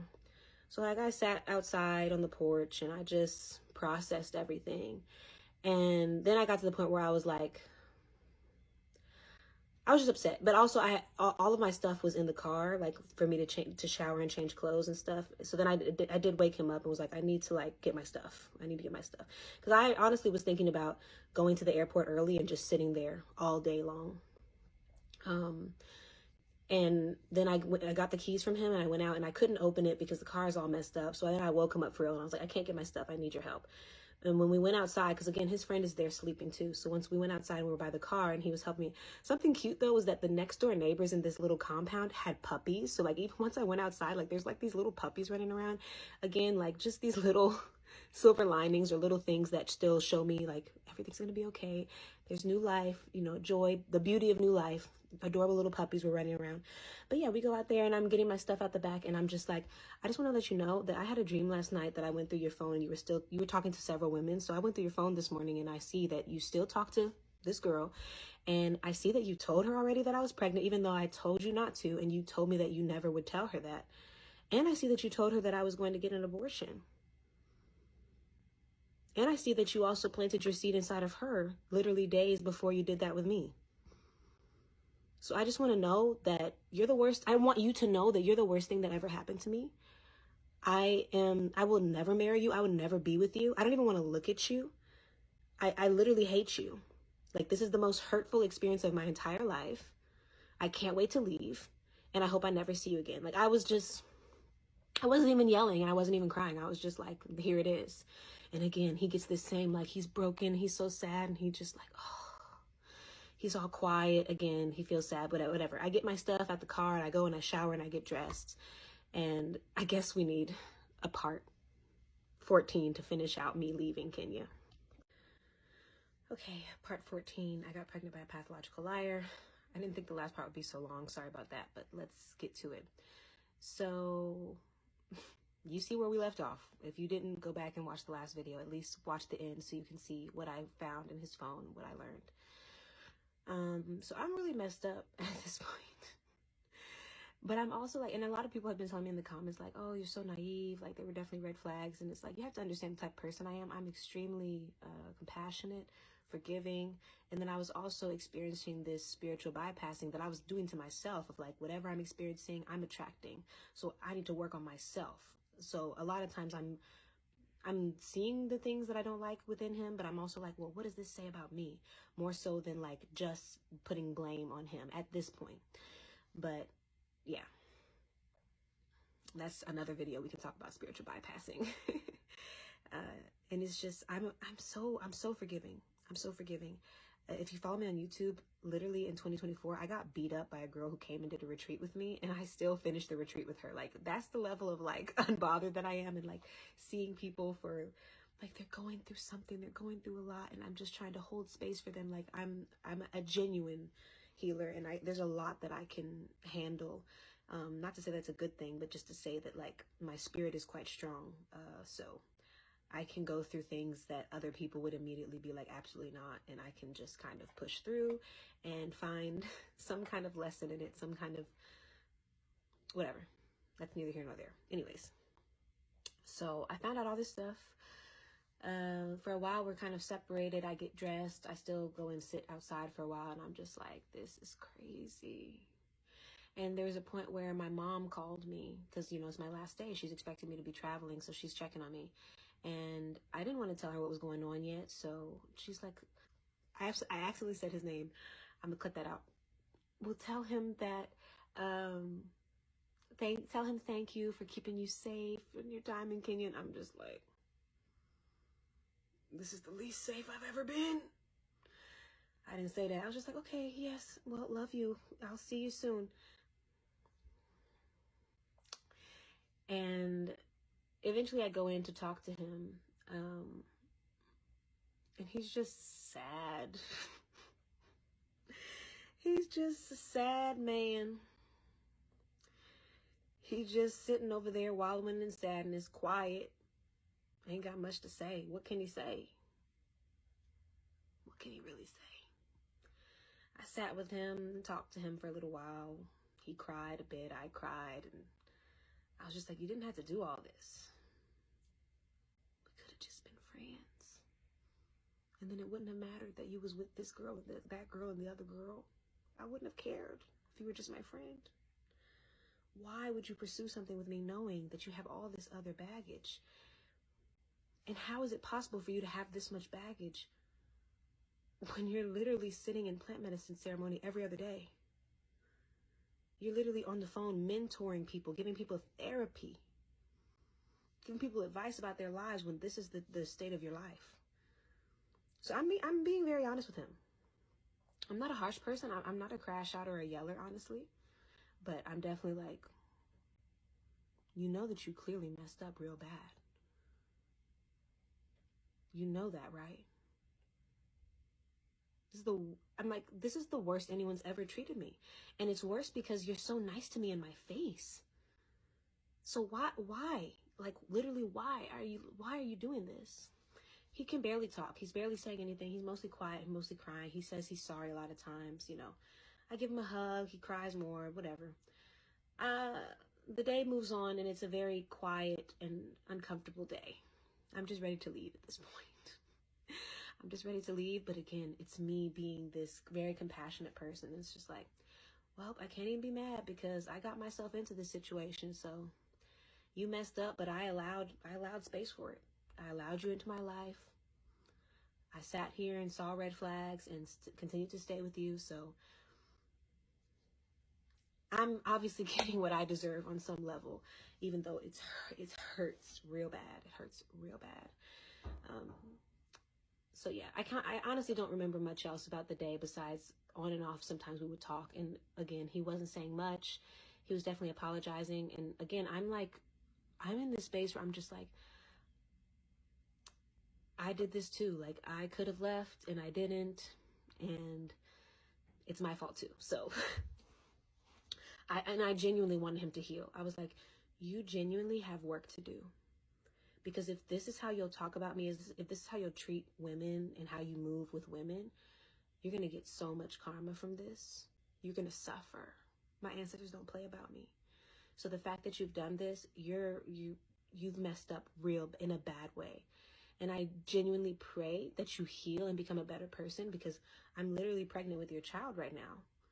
And I'm like, I don't want to be with you, but I already have, decided within myself that I'm going to have this baby. So you need to get yourself together. And I'm going to need you to be a father, whether we're together or not. I'm going to need you to be a father. I have a very loving father in my life. I adore my dad so much, and my parents weren't together. And I'm just like, no excuses. You're going to be a dad. So you need to figure out why you're such a liar. You need to get that together, because you're not about to be co-parenting and lying to the child. So we still discuss the co-parenting thing. So I leave. He goes with me to the airport. He rides in the Uber or whatever with me. And we get to the airport. I still give him a hug goodbye. Like, I don't know what's wrong with me, y'all. I genuinely, I wish I was a crash out. I wish I was meaner, because I could have gone there with him. I honestly should have beat his ass. Based on the stuff that he said about me and did. So I get to the airport, I go inside, and now I'm in a deep processing mode, because now we're finally separated. But we still were talking about me coming back to Kenya for the birth, just simply to make it honestly more convenient for him. And I was thinking, I really enjoyed Kenya. Despite him, I really liked that country, and I could see myself spending a lot more time there. And I'm like, well, if I go there, then, the baby can, experience this place where they were conceived and all this stuff. So I was still considering going back. And so I get in the airport, so I'm just in a process. And I end up texting that girl again, just to kind of give a recap of what I was feeling, and kind of like see how she was doing. Or maybe she texted me first, but we did chat a little bit. And this time she told me, at this point, I'm literally at my gate. I'm waiting on my flight.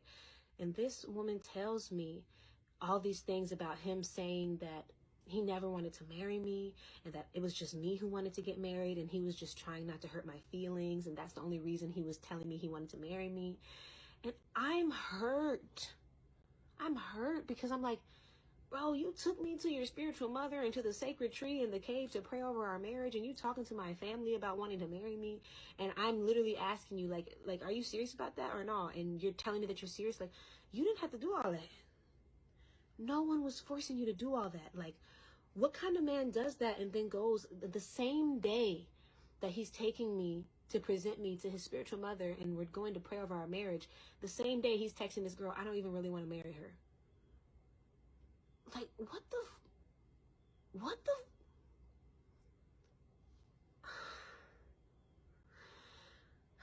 I just, to this day, I will never, like, I've moved on from the situation, at least as much as I can, but I will never understand why he did that. I will never understand. It was just the worst. So hearing from her how he spoke about me to her, really, because also that, they've had phone conversations. There's stuff I didn't see in the text messages. So she's giving me all the tea. And I'm telling her too, like, he was so worried. He was talking about he's your mentor. He's so worried about you because you're depressed and all this stuff. And that's the only reason he talks to you. That wasn't her experience. She was hurt. And then that's when she told me that they had been together, like, before I had ever gotten there, even back in like October, November area and all this stuff. So she's telling me all this stuff. And I'm just like, wow.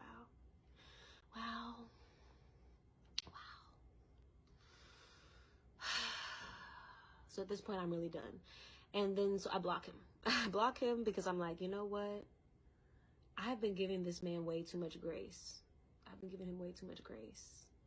This is a psychopath that I'm dealing with. He's a psycho.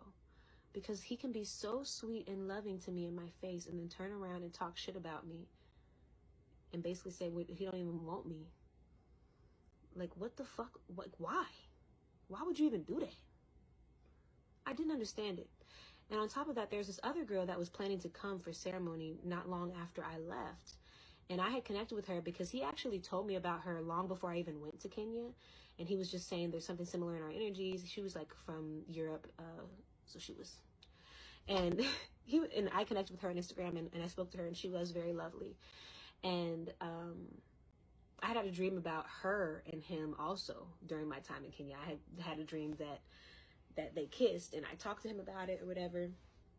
So then I messaged her, because again, we had been connected. Her and I had been connected on WhatsApp or whatever. We had only talked a few times. But I just messaged her, and I just went ahead and told her everything that happened, because I knew she was about to come like maybe a week after I was leaving. And I was like, I just need to warn you, because I mean, I know you and I don't know each other super well, but you're about to come into this space. And I just want to let you know what has happened. He's taken advantage of more than one woman during ceremony, and he's a liar. He's a liar. And I just told her all about my experience. I told her like that I was pregnant and all these things, and that he told somebody that I was getting an abortion. I just told her all the tea, because I was like, I can't have this young woman coming in here blindly to sit in medicine with this man. I was mad. I also talked about it to remember that couple I went and stayed with when I first found out everything. I talked to them about it too. And I'm just like, this is the man that y'all are dealing with. And later he did express that he was kind of mad at me for telling these people this stuff, because he's like, it kind of ruined his reputation. They didn't trust him as much. And I'm like, they shouldn't trust you. You're not trustworthy. You're not trustworthy.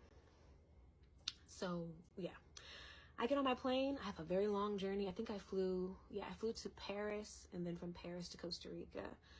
I believe that was it. Or maybe I flew to Paris and then Paris to like Miami and then to Costa Rica. I can't remember exactly the flight situation, but it was a long flight I had to get on. So I got on the flight, and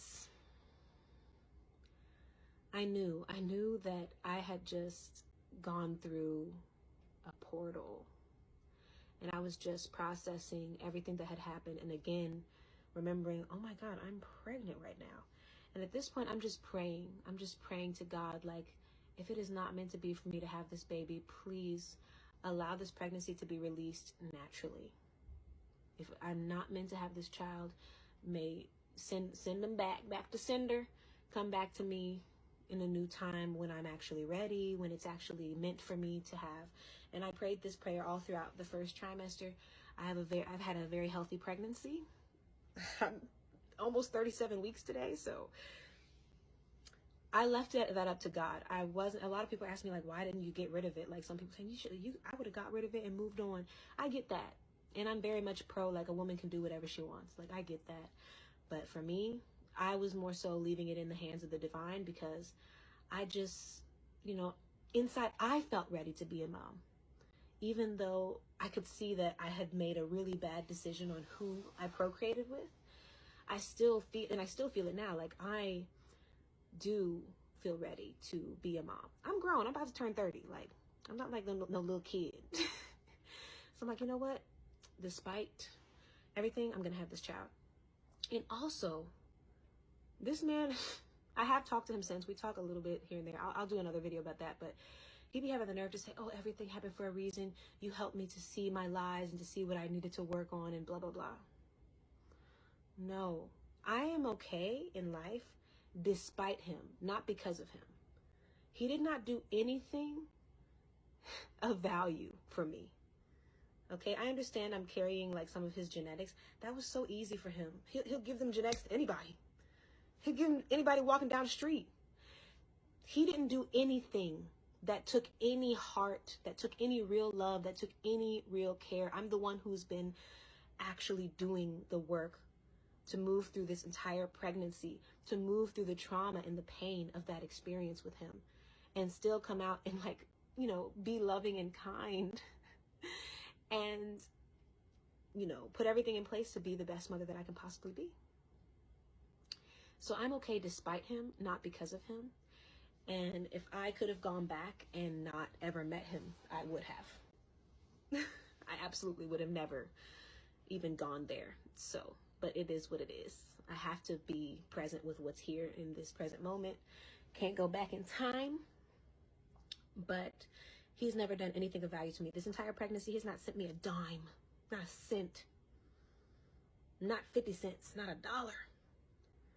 I have been completely taking care of myself and now getting support from my family. I'm back in Georgia staying with my sisters for that reason, because I was just struggling. I got 2 virtual jobs. And I'm blessed because I am loved, y'all. I am loved. I have real community and friendships in my life. Truly, I am loved. Like, I have a lot of friends, actually. Like, there's a few that I'm more close with, but in general, like, throughout my life, I connect with people in a real and deep way. And I've always been able to trust people. That's also why I'm so trusting, because I meet angels left and right. Everywhere I go, anytime I've traveled in the world, I really not had bad things happening to me, because I always meet the most amazing people. I've had some bad things happen to me, of course, in my adult life, but mostly I be meeting angels. Mostly I meet people who are just so genuine and pure, and I'm surrounded by those people, and those people love me. They love this child, and they're so excited for me, and this child is bringing joy to so many people, not just to me. So that's why I'm still gonna have this baby here in a few weeks, and I'm gonna leave it at that, and then I'll just answer some follow-up questions after this. But this is how I ended up getting pregnant by a pathological liar. All right, I got time today, so let's go ahead and finish the story out. Part 15, I got pregnant by a pathological liar. So at this point, you've heard everything. Well, pretty much you've heard everything up until I have now left Kenya. I'm on the flight. I have to go from Kenya back to Costa Rica. And now I remember, I was going back to Atlanta. I went to Atlanta first. I'm from Georgia. So I flew from Kenya to Paris to Atlanta. And then later I flew from Atlanta to Costa Rica after spending 2 weeks with my family. So that was the sequence of my flight. So I started to find out about how he was talking about me to this other woman when I was literally in the airport. And again, like, we left not on the worst terms. Like, of course I was pissed and all these things, but like I said, I still was willing to come back to Kenya to give birth and give him a chance to be a part of the child's life, because y'all have to understand how attached I was to having the child's father be in their life. And honestly, I never imagined getting pregnant by someone who wasn't going to be with me. I've always wanted to, whether it was get legally married or not, like, but be long-term with the person who I have a child with. Because growing up, like, I was fine, like, having my parents not be together, but I always dreamed of that kind of life. So I really wanted that, and I was holding out some level of hope. But I was super pissed at him once I found out these further details, because again, in my face, he's being so sweet, and he's still talking about wanting us to work out, and like, maybe I can forgive him and we can work it out or whatever, and all these things. And for me to then find out all the shit he's been talking about me this whole time, I'm like, nothing come out of your mouth is true. So I blocked him on WhatsApp. I'm on my flight, living my life. At some point later in the flight, I connected to the flight Wi-Fi, which I rarely do. But I got on there and I checked my messages on Instagram. He had messaged me there. And again, he's just, whenever stuff would come out and I would find out something about him, like, he's quick to apologize, and like, he was quick to just tell me how sorry he was and how bad he felt about everything, and how, like, he was hurt in the way, because of the way that he hurt me, and blah, blah, blah, blah, blah, blah, blah. So by the time I get back to Atlanta, I decide to unblock him, and I'm like, again, I'm very forgiving. I'm probably one of the most forgiving people that you will ever encounter. I have a lot of compassion. I give a lot of grace. So I was still willing to have him in my life at some capacity, especially because I was pregnant and I was choosing to follow through with my pregnancy. But when I get back to Georgia, I'm like, okay, well, it's time to tell my family. My 2 sisters picked me up from the airport. That's who I'm staying with now. I'm the oldest of 3 sisters from my dad. So I'm 29. My next sister is 24 and the other one is 21. And we're very close. We've grown up together. And as soon as I get in the car, I'm immediately ready to tell them, because at this point I've talked to my best friends about it, but I have not told my family. So as soon as I get in the car, we're like excited to see each other. We talking, hey, I'm back from Kenya. They don't know what I just went through. They don't know. I've had this really long flight to kind of process and cry and all this stuff. So I'm in a pretty good place, and I'm happy to be back in Georgia at this point. And we hadn't even barely, like, if you've been to the Atlanta airport, you know, they have like that road with all the flags on the side of the international terminal. We not even passed all the flags. We driving out, and I'm like, well, listen, I have something to tell you guys. And my sister immediately, like the middle one, immediately she's like, you're pregnant. But I think in a way of kind of joking. And I just was quiet. And they're like, Deja, you're pregnant? I was like, yeah. And they're like, you're pregnant? And I'm like, yeah. And we have just such a like funny kind of relationship. My sisters are hilarious. They're loud. They're a little extra in the right ways. My sisters are a Leo and a Gemini. So they're lit, you know, so they immediately start, you know, reacting, responding. Oh Lord, Deja's pregnant. Who the daddy? They knew I was going to go and be around a man there, but they hadn't asked too many details. So I don't remember how many details I gave them at the time. I didn't want to get too deep in the story at that time because it was just too much. So I basically said, well, we not together, but I'm going to have this child, damn it. I'm going to have this child. They're immediately like, who do we need to fight? Do we need to pull up to Kenya and jump this man? Like, they were immediately, they were immediately like going off a little bit when they knew we weren't together. They're like, do we need to pull up to Kenya? Like, what's tea? But whatever. They reacted just fine. They were like immediately like, oh Lord, what's going to happen next? Like, how can we help? You know, but they were supportive. So then came time to tell my parents. And of course I'm in Georgia, which is where my dad lives, but my mom lives in Wisconsin. So I waited until I went and I stayed at my dad's house.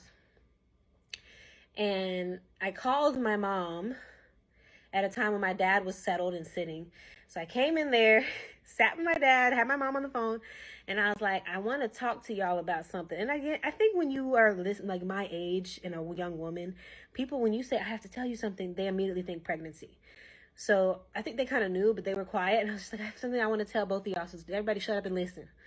And I was like, you're going to be grandparents because I am pregnant. And it was such a funny reaction because my mom was on the phone. She's like, no. And my dad was like, yes, at the same time. And this is a perfect representation of my parents. My mom is always very skeptical at first. And my dad is always immediately supportive. Doesn't matter what's going on, what I'm finna do. He's like, I support you. I love you. Do you. And keep in mind, my mom has really connected with the guy. She's talked on the phone with him. I was calling her a lot, and she calls me a lot. We talk all the time. So I was calling her a lot while I was there. She was feeling like, she was aware that I was, you know, wanting to marry him and all this stuff. And my dad also spoke to him on the phone, but my dad is very like short with people. He don't be interested in meeting men that I'm talking to. He just like, all right, whatever. You like my daughter. Who doesn't? And he'd just be like, well, you're a lucky man if you're talking to my daughter. That's all he'll ever say. He won't get too deep. So the baby dad did meet my father by phone before, but they didn't talk much. So my mom is immediately like, so are you getting married? So are you getting married then? And I'm just like, no, we're not together. We're not together no more. And now my mom's all asking questions. She all upset. Oh God, Deja, no. Why would you do this? You're not even married. Oh God, like what happened? I thought you were talking about marrying him. I was like, Mom, relax. And my dad is immediately like, relax. Everything's fine. It doesn't matter whether or not the child has a father, because you know what? The child has a grandfather. Talking about himself. And this is the type of man my dad is. He's like, I don't care if there's a dad. There's a granddad. And I got your back. Thank you. As much as I wish I could give a father to my child, I can't. It's the father's responsibility to show up. And that's one thing my dad has always done. Mind you, my mom always puts in more work. There's something about women and mothers. They always do more. But my dad has always been present and supportive. Present and supportive. Loving. Honest. He always got some dad advice. He's been there for me. And I love him. And that was a big part of why I really wanted to keep this man in my life. Because I'm like, I value having my dad in my life. So I know my child could benefit from having a father in their life. But anyway, so mixed feelings from the family. Mixed feelings. I start telling other people. Like, I think I told my brother, and I think that's pretty much it. And maybe a couple of my friends who were already moms. I started to tell them. And yeah, I had my time in Georgia. During that time, I was talking to the baby dad a bit. Again, like, I'm really wanting to at least work out some kind of co-parenting thing with him. So we're talking, and again, talking about me potentially going back to Kenya a few months from then. And also talking about the potential of him coming to Costa Rica for the birth. I was planning a birth in Costa Rica. I ended up coming back here to Georgia. But yeah, so he's like, yes, I'll do whatever I can do. I'm going to get my money together so that I can fly to Costa Rica and be there for the birth. If you don't want to give birth in Kenya, like, I'll come there. Like, again, he just saying words out his mouth that don't mean nothing. These words don't mean shit. They don't mean a thing. But yeah, so there's some back and forth. There's even me still feeling super drawn to him, super connected to him, because now I'm carrying his DNA. Like, I have fallen in love with this man, despite what y'all may think. I had really fallen in love with him, and I really felt a connection to him, especially through pregnancy. And I really just was like, oh, I just don't want to be a single mom. Like, that's so ghetto. But that's where I'm at. So anyways, as I continued talking to him, I kind of fell into this delusion of, like, he's got a good heart. He didn't mean to hurt me. Like, he's just been through a lot in his life and blah, blah, blah. I told him, I was like, I don't forgive you, but I'll at least, be on the journey with you of forgiveness. And I kept telling him, like, if you can show up now and show me that you really changed, that you can really be impeccably honest, maybe potentially we could be together again, Dumb. But I just was giving him a chance. I'm like, if you see the problem. And he was also being accountable, like being like, yeah, like, I should have been honest. And this has been like the darkest part about me is my lies, and my lies have ruined my life and all these things and whatever. So we go on, life continues. I go back to Costa Rica. We are continuing to talk, but there's just this imbalance with his communication still. Like, he'll talk to me and then he won't respond for several days.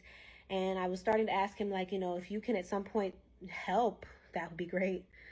Because at that time, I really was only working teaching classes and giving my inner child healing sessions. And it just wasn't much. And I was starting to realize, oh my God, I have to get myself together.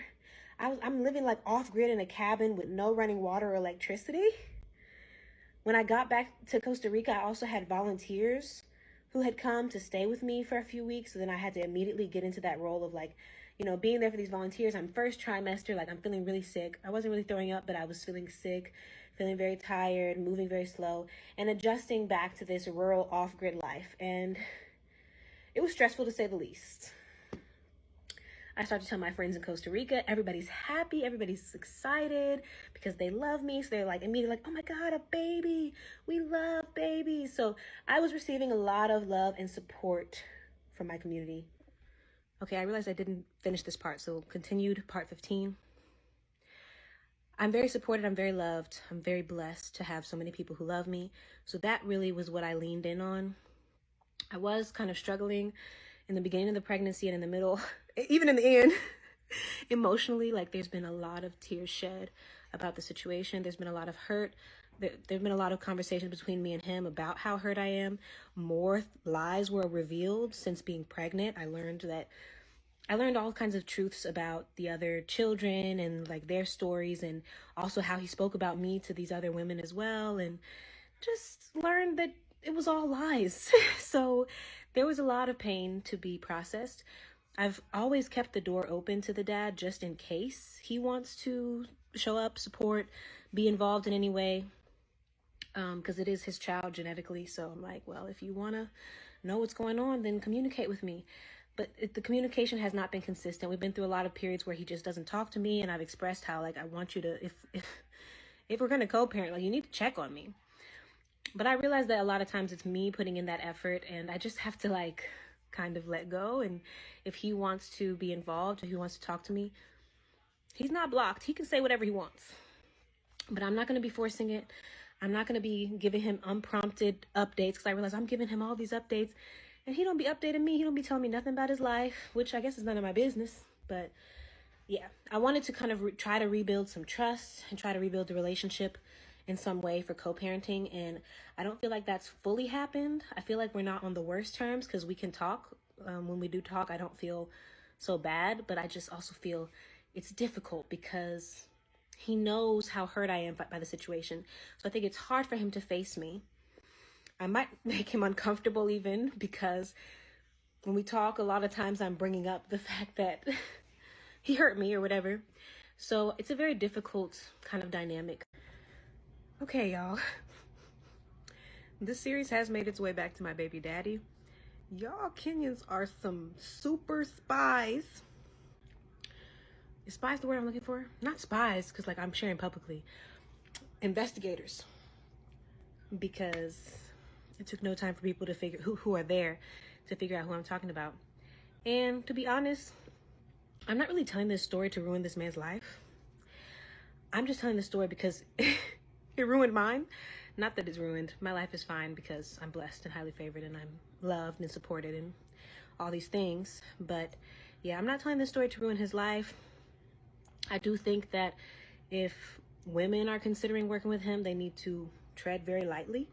I don't know if after this experience he's going to be different with how he is with women. I surely hope so. He's definitely said he will be. But because this is a pattern at this point, my stories are quite similar to the other women who have children by him. I just don't know. I don't know if he learned his lesson or not. I think he did based on what he says. But I never know if what he's saying is true or not. I really don't. But I'll reiterate again, this man has always been kind to me. Even in all of this, even when I'm sharing and, dragging his reputation through the mud, he's still very nice to me. He don't ever say nothing mean or rude or out of pocket to me. He's always like, I send you love. I wish you well. I hope you have a beautiful day. The best thing about our dynamic is that he's kind to me despite everything. And that's why I'll still meet him with some level of kindness. Not sure how we're going to move forward, if he's going to be involved in the child's life. I don't think he'll be able to come to where I am. And it feels like it would be a lot for me to go all the way there just to make my child accessible to him. So that's something I'm still figuring out. I don't know. I don't even know if... he said he wants to be a part of the child's life. So we shall see. We shall see what unfolds. I don't want to be the mother that keeps my child from the dad, even though my relationship with the dad didn't work, because I don't want the child to resent me in any way for keeping them apart. So as I grow into motherhood, I will decide how I want to move forward. So far, I'm just focused on taking care of myself, getting in a better place financially, and I'm building a new house on my land in Costa Rica. So I've just been working so I can make money so I can finish building this house, so I have a good place for me and the baby to live, for the baby to grow up, making sure I'm able to just take care of this child and give them a nourishing and loving environment. That's my only priority. And I'll also say that the dad, everyone who does bad things, it doesn't mean that their entire personality is bad or everything that they ever do is bad or wrong. I don't really believe that anybody is just all evil or anybody's all good. I genuinely believe that this man has good qualities and characteristics, which is why I was so in love with him. And I saw him be kind and loving and compassionate towards people throughout my time there and generous with people. So he does have good qualities. It's just his bad quality is very destructive. But he's a great musician. Probably the most talented musician I've ever experienced or witnessed. Very talented, very good at what he does. So if you're doing anything music related to him, I can recommend it. Now, when it comes to the medicine, I can't recommend it. But when it comes to music, he's very good at what he does. He is. And I genuinely hope he's able to process all of this and actually heal and be better. I don't actually want him to spend his life suffering. I actually would love for him to get himself together so that he can actually be a father to my child and all of his other children, and take care of himself better and be able to potentially provide something for his children. So again, none of this story is to ruin his life. In fact, I hope his life can get better, because if his life is better and he's better, then he can be better for the people who he has traumatized. So yeah, this is me wishing you well, truly. Like, I genuinely be praying, like, please don't let him repeat this pattern. Please, no more babies. Let my child be the last. Please, God, let my child be the last. Please, God. And please allow him to become a better man so that he can be a father, potentially. So yeah, that's all. I don't think I even need to tell any more of the story. Things went on later on, and I think if I do tell more of the story, I'm going to stick to my YouTube channel. So please go subscribe to my YouTube. I hope you find serenity on there as well. Thank you for listening. Thank you for your comments. And I will say that I'm not a victim. I appreciate all the loving comments. Genuinely, I made mistakes. I should have listened to the red flags. I should have ran. I could have terminated the pregnancy even. I chose not to. That's my divine choice. It is what it is. I'm in this situation, so I'm going to move through it in the best way possible. But I'm nobody's victim. As much as it was a horrible experience, and I spent so many nights crying over this experience. I've spent so many days angry and upset, and I'll probably still cry a little more. I'll probably still feel some anger, because I still have to experience life of having a child without the father being around. So I'm going to go through my emotions with it, but I'm always going to hold myself accountable for the fact that there were some warning signs and I chose to ignore them. So I got to take it on the chin and ultimately be okay, because I also don't want this child to carry any type of burden. This child is meant to be. I love this child so much. I'm so excited to meet them and see their little face. So it is what it is, and everything is going to be okay.